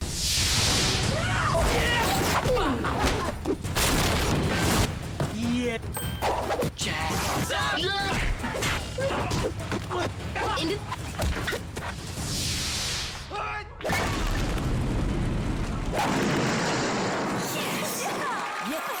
They all start celebrating around Jack for his achievement, and he tells them all that he remembers them. They had the falafel fields to celebrate, but then Kim asks Jack if he remembers anything that she told him prior to the fall. He says no and asks why she asked that, but she shrugs it off and heads to Falafel Phil's. But then...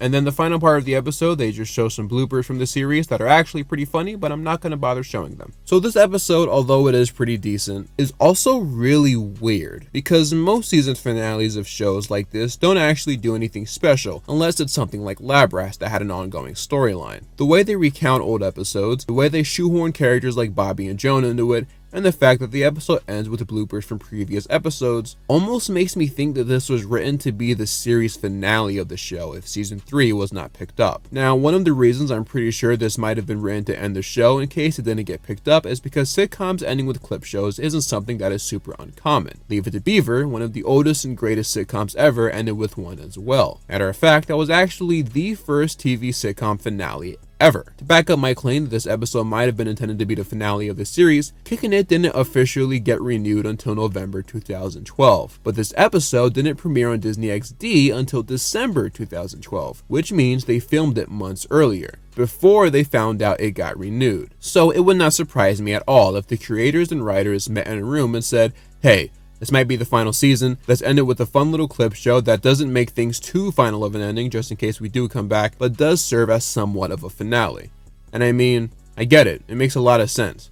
I wish more TV shows did this, honestly. Too bad the iCarly revival didn't do this. But with that being said, the episode is fine, had some pretty clever jokes, and was a good way to wrap up season 2. And really, seeing all of the characters on stage like that, celebrating Jack's win, was a nice sight. Season 2 in general is definitely an improvement from season 1, and spoiler alert, it's the best season of the show in general. The Kim and Jack stuff is really starting to ramp up, with them going on an official date, and the Kickin' It on Our Own 2-parter. We know for a fact that these two characters like each other, although apparently they aren't officially dating yet, which I guess we'll have to leave until season 3. This season fixed just about every issue that I had with the first one. The episodes were better, the scripts were tighter, the characters improved, the jokes were funnier. I mean, man, this season was peak Kickin' It.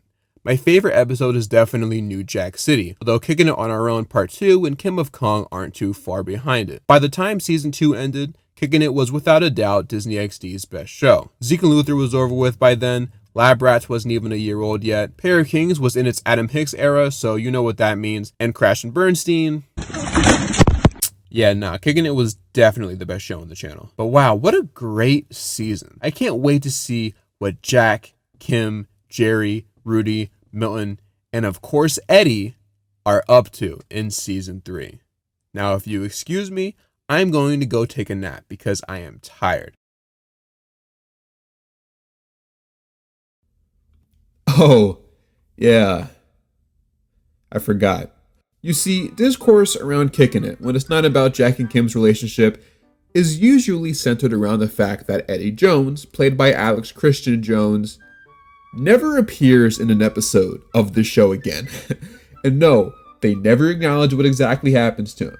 Now, there's been a lot of rumors as to what happened with Alex Christian Jones in real life that led to his departure from the show. Some say that he got kicked off for whatever reason. Others have said that he moved to England to take care of his grandmother. And I've seen some other ones as well. Truth is, there's been a lot of different stories out there. And I needed to know the actual answer. I've waited long enough. So, I decided to contact Alex Christian Jones and ask the man himself what happened to Eddie Jones.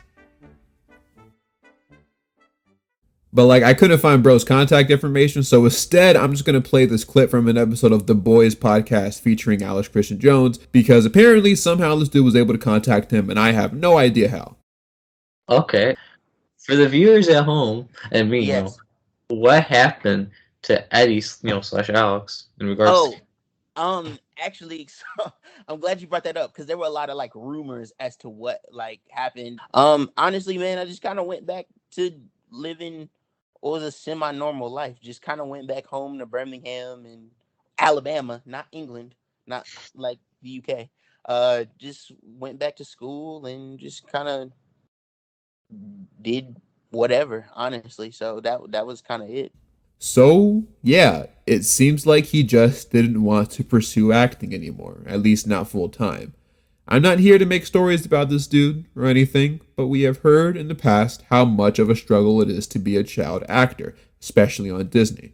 So, it's definitely possible that he just didn't want to do the show anymore, so he left. My issue, though, is that according to Dylan Riley Snyder, aka Milton, originally, the plan was to reveal that Eddie moved to Australia sometime between Season 2 and Season 3. But the episode was cut out before the episode aired for whatever reason. I meant to say that the line was cut out.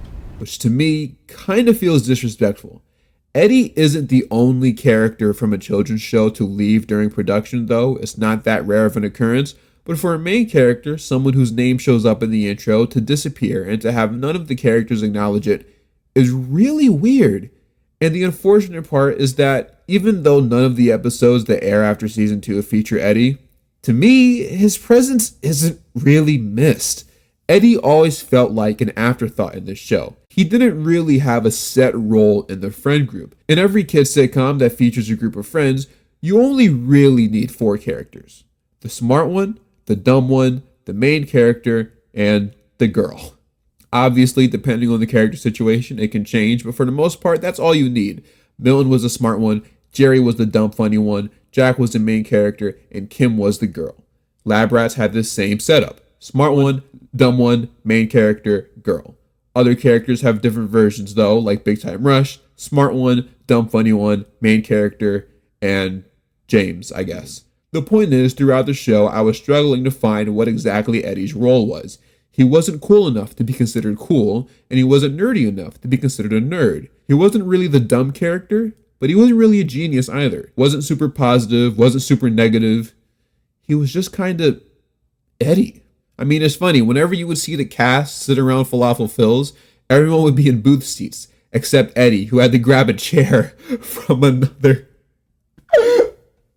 It's like the Charlie Brown thing at Thanksgiving when he had all the characters on the right, and then they just have Franklin sitting.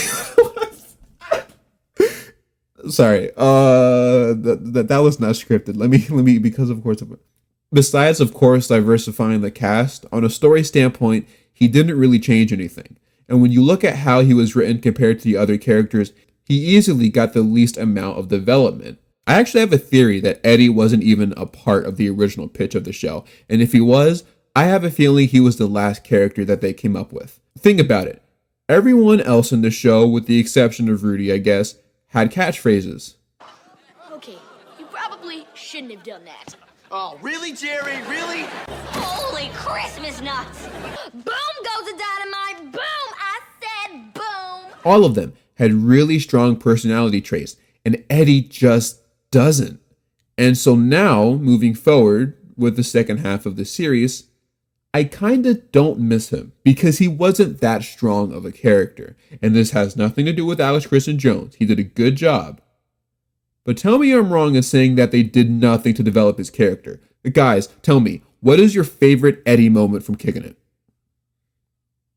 What is your favorite Eddie quote from Kickin' It? They could write in anything about Eddie's character, and I wouldn't go, hey, that's out of character for him, because he barely has a character. There's even a funny line in New Jack City, where Rudy says that the dojo is like a bird, and all of the students are different parts of it. Everyone except Eddie. I guess I'm kind of like a feather. You're not part of the bird at all. It honestly felt like a foreshadowing moment. But I mean, hey, it is what it is. It happens, I guess. Eddie Jones, I'm sure there are people out there that miss you, my man. Wherever you went. Anywho, I'm going to be completely transparent with you guys. Originally, I did not want to split up this video. But after I saw how long it was getting while making it, I realized that it might be better if I split it, considering most people who make these kinds of videos do anyway. But oddly enough, I feel like ending it here kind of makes sense. This is the end of the classic Kickin' It era. Obviously, a big reason for this has to do with Eddie no longer being with the group, but also has to do with the fact that the characters are all kind of written a bit differently in the last couple of seasons. They begin to be written a lot more like teens instead of kids, which is only natural considering the aging of both the actors and characters. A final reason why I felt like it was appropriate to end the video here is because, well, I've been dealing with a lot of other stuff both related to the channel and outside of it.